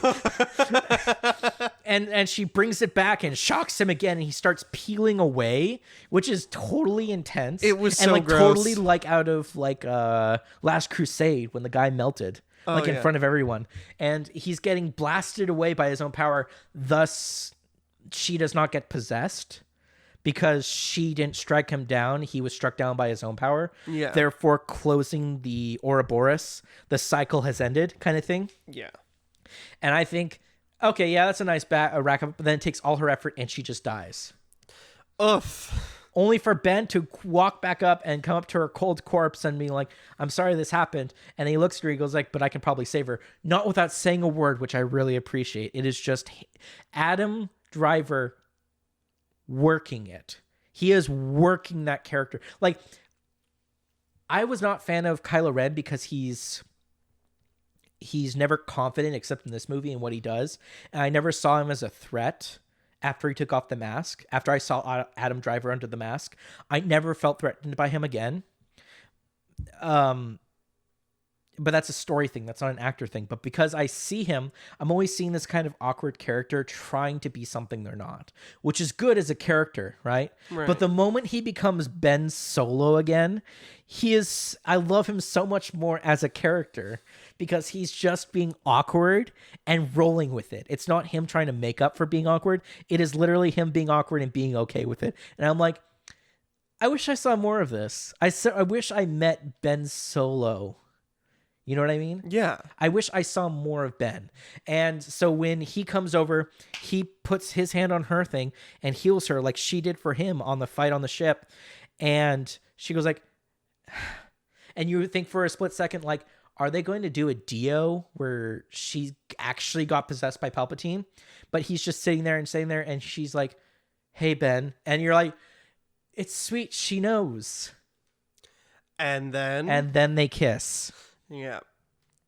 I am personally not a fan of them kissing because their relationship wasn't emphasized. They have great chemistry. Yes, I agree. They really play well off each other. But the kiss felt very Disney. It felt somewhat forced.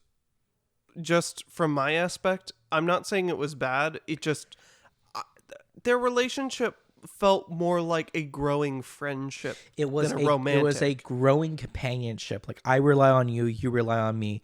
It is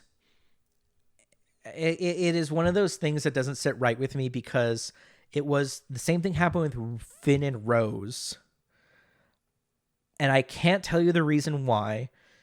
There were a lot of people who shipped Poe and Finn together, right? Yeah. And I was saying, that's cool because they actually have chemistry. Finn and Poe had chemistry. But whether it was the fans who shouted, no, thank you, they weren't so polite. Actually, the fans... Or it was Disney who was not willing to take that step, basically paired everyone off with the opposite...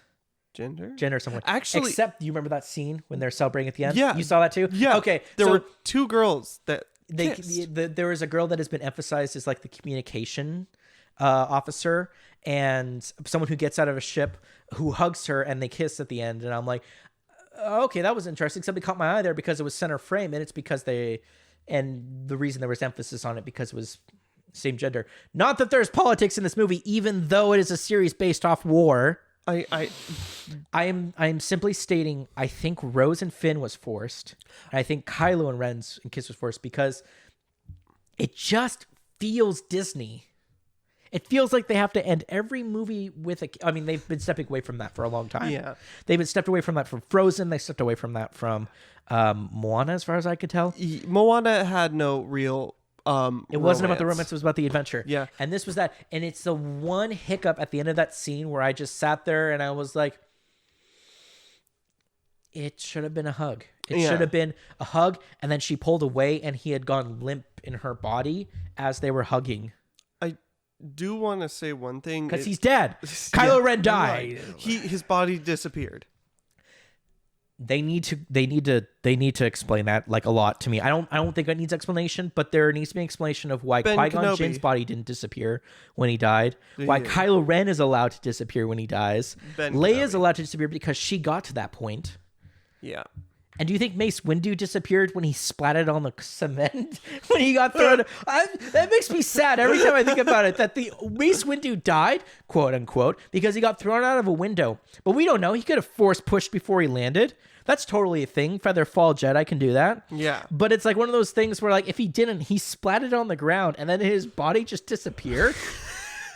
And everyone who was walking on the street was like, wow. And then he disappears and they're like, whoa, that was weird. Someone covered in his blood, just like it slowly disappears. They're like, what? I think, they would have died if they fell on someone, but like the blood splatter. Yeah, no. And then blood disappears too. But they're like forever tormented by the idea of someone just splatting in front of them. But, I'm sorry, Samuel Jackson. But I just want to point out really quick that the disappearing thing seems to be like a redemptive thing. Because did Darth Vader disappear in Luke's arms? I don't think he didn't. So. I don't think he did. I don't think Darth Vader disappeared. You want to look it up? Yeah. Like, I don't. Okay, so who disappears and who doesn't is inconsistent in Star Wars. I think because in the beginning they did it because it was a symbol of something. Like the very first episode 4, Ben did it because he had reached that point in his life where he had figured out how to go through the Force, and then he went through the Force. But anyone who dies too young probably can't do that. But things like Qui-Gon Jinn, who was a master, and Kylo Ren / Ben was not a master. His body did not disappear. Snoke didn't disappear either. Snoke was never a full Sith. I think he was just strong to the Force, but he wasn't a Sith. Yeah, I'll have to read about that. Ben disappears, and for me, disappearing is a sign of redemption or a sign of ascension. I think that plot is also in Cats. Ascension. It is. Let's not talk about Cats even though the same day. We need to talk about, so he dies and disappears, right? Yes. And she smiles knowing that he's okay, but the entire Force Sith Empire is dead. Like, everyone died as soon as Palpatine exploded. Yep. He exploded like the Death Star itself. And when he did that, everyone in the sky got their ships back and they started firing all the ships who were just like, we're helpless because we were too well coordinated, and they can't coordinate or shift or anything because, like, literally to hide them, he had to put it on a super secret planet that had intense gravity, and then they destroy the one thing to get them out, and the ships are like, well, I guess we die now. And they totally die. Again, I really wished I saw Finn, like, getting on the speaker. He goes like, this is the code, the access code, and he calls out to all the stormtroopers. He goes like, you don't have to die for this. Yeah. And just something, because they're both stormtroopers. The girl is there too with the horses, and he is there. They should have sent out a thing of like, it's not like okay, I hate that they call him a coward when he ran away, but he keeps trying to run away. But running away isn't necessarily a coward's thing. Like Jackie Chan has talked about constantly, you should do as best you can to stay out of fight, because the fighting should be your last resort. So running away is a completely legitimate strategy because you don't want to harm the other person. So when Finn ran, that was a completely legitimate thing. So if he totally was running them, I just want to save stormtroopers. They're not all bad guys. Stop treating them like fodder. They're people too. Yeah. I just want to legitimize the idea of owning stormtrooper armor and not being like a bad guy, because it's their biggest icon and it is one of the most recognizable things. So turning them into the good guy at the last second is a fantastic idea. Then again, you'd have to change the entirety of Galaxy's Edge, but whatever. This the movie altogether was 2 hours and 22 minutes. I think that's a good number. That's a real good number. 2. I do want to say it could have, and I expected it to be longer. Yeah. It could have been longer. Like Endgame was almost 3 hours. I felt good about the time though. Yeah, no, it was good. We got one last thing we got to talk about. We got to talk about not just the time but the ending. The ending of it is, what was it? Everyone celebrates. They're hugging and kissing. The bounty hunter, we totally forgot to mention when they were hacking C-3PO. We haven't even brought up Poe. No, not Poe. Poe was great in this movie. I loved him. He's like, they find out he's a spice runner and they're like, you were a spice runner? He was like, you were a stormtrooper. You were raised like, you're a spice runner? He was like, you were a scavenger. We could do this all day. Like, I love Poe because he's acting like young Han Solo. He's like the cool, suave pilot, but he almost has no charm in this movie. It's like at 50%. He's got like a charisma of 10. Yeah. Where like he knows everyone and everyone kind of likes him because he does the right thing. Very much Han Solo, but he doesn't quite know the right wording to say a lot of the time. He's kind of out of his element because I think he's force sensitive. Why do you say that? I think in the comic, his parents were like, he was born on a force-sensitive planet and they lived there for a lot of their time. And like his parents were only slightly force-sensitive, but he never had training, but that's why he's such a good pilot. Very much like Wedge, which appears in this movie. I don't know if you caught that reference. Wedge is all the way back from like the first movie. What was he the one with the big eyes and the... Oh, no, he's human. Oh. Yeah, he's back. Poe is like he becomes a general and he goes like, I'm not sure I could play this role, and I'm not Leia. And Finn's like, you're damn right you're not. And like, yeah, oh, you got that right. And that's what he says. And it's like they've got chemistry. Like the moment he lands down, he goes like, what'd you do to the Falcon? What'd you do to the droid? And I'm like, this is just them kind of being funny. And I'm like, I kind of wish that they had it ever since the first movie, Force Awakens. Mm-hmm. But it always seems like the script always had them separated for some reason. They've had very little time to be together. Like Rey was going somewhere on her adventure because they got to tell a Jedi story, but then they got to tell the Rebel story, and so they keep one person there and one person here. Yeah. And it was they just never had time to be a cohesive unit. And so at the very end, everyone's hugging, crying, and then you see them all huddle around and like crying and hugging. And I'm like, that's a really sweet moment. But I did not feel like I was watching Rey, Poe, and Finn. It looked like I was watching the actors kind of like, we did it. Yeah. Through all the hardship, through all the negativity, at the end of the day, they stuck it out. And I don't know. I'm looking at this. Did they enjoy making Star Wars, do you think? I think so. But do you think like they would get called into a cast and they would get called to ask questions, and then do you ever think they were put on the spot and I watched a Carrie Fisher interview and she was talking about like these young kids, they're cool, they're kind of like rising stars, kind of like how we used to be. And then but like Mark Hamill goes like, it feels like they're trying to rewrite history. It feels like they're trying to recapture Star Wars, so lightning in a bottle. And so like a lot of people were like, may put a lot of pressure. Like, do you remember the kid who played Anakin Skywalker? Nope. He got a lot of hatred because they were like, you're taking one of my favorite characters and making him a whiny punk, and not realizing that's kind of where most bad guys come from. Is being that. And I will blame Lucas for most of that writing because he may have wrote the storyboard for those 4 through 6, but it was someone else who rewrote them because they said that and they were like, nah. And then they got other writers who were actual like novelists in the sci-fi genre to come in and fix his stuff. Like it just... Would it have been better if they didn't fix it? No. It would have been so cheesy. It would have been so cheesy. Like, let's get to the final bit. Rey takes the 2 lightsabers of Leia and Luke Skywalker and buries them in the sand, and then they show up as Force ghosts when a woman asks her, what is your last Ray, name? what's your name? Ray. What is your last name? And she just stands there, and that was a thesis. That was a theme presented at the beginning of the movie where she's never really had an identity, and she chooses her own. She chooses to be Ray Skywalker. So is she a Skywalker? Yes. Was she born as one? No. But she lives on with their legacy. And the ending scene, she turns on her own lightsaber, which is the color. I love that she slid down the sand too, yes. because that's Rey. She's still. What color was the lightsaber? It was yellow. Temple guards. Ow! So she is now a protector or guardian of the Force. So and the knowledge of the Jedi. That's yellow represents either a series of either represents nobility in Star Wars or redemption.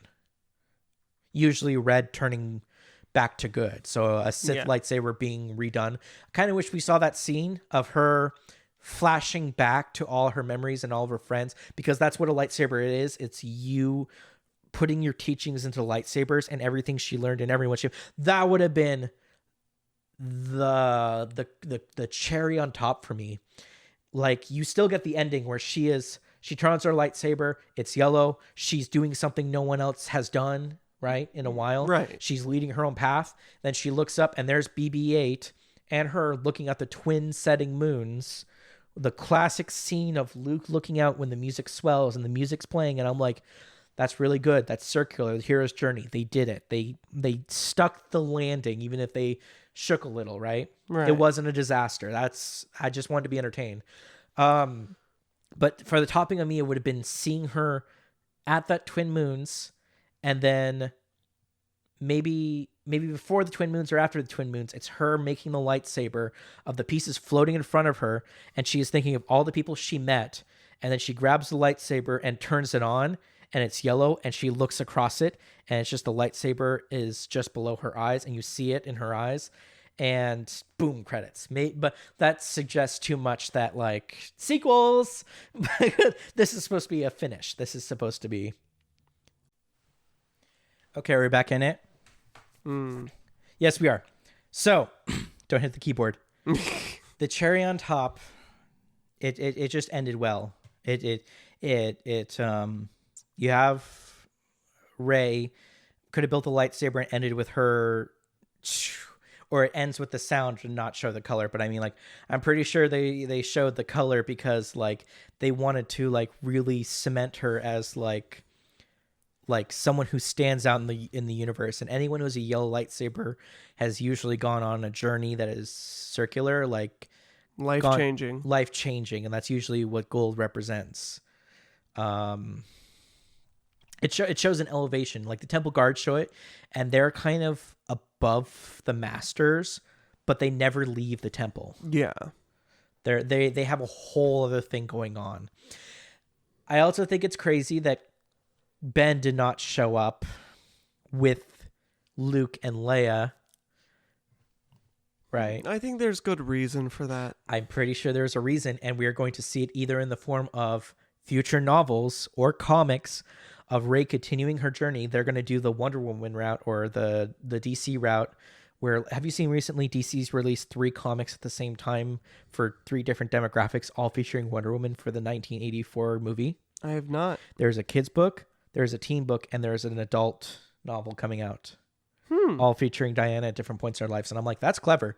So if they do Rey, Ben is probably going to be her spirit guide. Wow. So she's going to be somewhere, and he's going to show up, and he goes like, hey, had a feeling you were lonely. And he goes like, haha, because you're part of the Force. And he's like, shrug. Being cheeky. I'd rather Ahsoka, but you know. But Force ghosts specifically are tied to people that they knew in life. Yes. Because Rey never knew Ahsoka, she's probably never going to meet the Force ghost of Ahsoka. And I think that's a really good reason not to have just Force ghosts everywhere. I think it's really important to kind of limit that ability and just have Force ghosts for people, you know, that really knew them. But do you know what would be an interesting Force ghost? Huh. Anakin. Yeah, but they didn't know Anakin. Well, she didn't know. Wait, are you talking about Ben Kenobi or Kylo Ren Ben? I'm talking about Yes, Kylo Ren Ben. Because I thought you were talking about Ben Kenobi, and I'm like, she didn't know him. Sorry, I meant Ben Solo is going to be her spiritual guide when she's at her lowest points or on her journey. He might have information. Is like, oh yeah, back when I was in the Empire, there was this thing that was talked about and we searched for a couple of years, but then Snook decided to do something else. Like, he's going to be her, like, guardian per se. Again, really weird that the kiss happened because they were suggesting that her and Finn might get together. In this movie, also, constantly. Yeah. I got something to tell you, and then get sucked down and never tells him, and we never get revisited by that. But the fact that they set it up that almost like Ben Solo and Rey were going to have a thing, but now he's dead. So now they get to have the Star Wars Disney thing where they get to be together, but they're never going to have kids. And I don't know. That's sad. Yeah. I'm so tuckered out. We have been talking for 2 hours. So all in all, my thing remains the same. I think it was a good movie. It wrapped everything up well. It felt like a Marvel Endgame where there were like 6 bad things but 30 good ones. So ultimately I enjoyed it. Yeah, no, overall good movie, worth seeing. Okay, well, good ending to the series. You're Sorry. trying to defend yourself. No, I was like, I forgot. I said bad movie, good ending. Good ending to a series. All I can say is I'm so ready for Old Republic to make its way to theaters. Is that a thing? No, I don't know, but there's a lot of pictures of Keanu Reeves being a character in it. That sounds fabulous. Well, Old Republic's so much fun because it's old Jedi stuff, and it's like there was already 1,000 years of history before Old Republic, and Old Republic is the 1,000-year history of the current timeline. Do you know how cool it would be to see him as a Jedi? Yes, I would. He's talked about it. He said, I'd love to be a lightsaber. I would love to have a lightsaber. And he's talking about it all the time, and everyone just wants it to happen. Just make it happen. But maybe go the animation route this time, because I take my stance where when Disney bought Star Wars, they should have done the thing of really good animation stuff, like the Old Republic MMO cinematics, or the Clone Wars has really good fight scenes, but the style, I would say, turns a lot of people off. Like, a lot of people don't want to see the Pinocchio puppets fighting each other. Yeah. Like blocky characters. It's also probably the best way to have your characters live forever. Don't have to worry about them getting old and decrepit. Also, you never have to worry about continuity again, because Old Republic is non-canon, so you can start fresh. Disney, whoa, do it. Put more stuff on Disney Plus with Old Republic, please. Like, what if you imagine this is the last movie they make for Star Wars and just do TV series now? I would say that's like not Firefly. That's not a bad okay, maybe not do Firefly, but I don't think that's a bad plan, because Clone Wars, Rebels, those are good TV series. Yeah. But you mean non-animated TV series? Yes. Like more Mandalorian. Yes. I think Mandalorian's good. You just you need to find what's good about it, though, before you just start making a ton of them. Plan your stories ahead, please. Hopefully they get the message. We know more Star Wars than they do. Do we? Yes! Oh, that scared me. What is my line? Everyone else is wrong about Star Wars except us. Everyone is wrong about Star Wars except us. Everyone is wrong about Star Wars. Except us. Even you! Why me? It's funny. All right, I think we should call it. All right. All right, thanks for listening for the 2-hour discussion of why you're wrong and we're right. Great. Enjoy the rest of your day. Bye. Bye.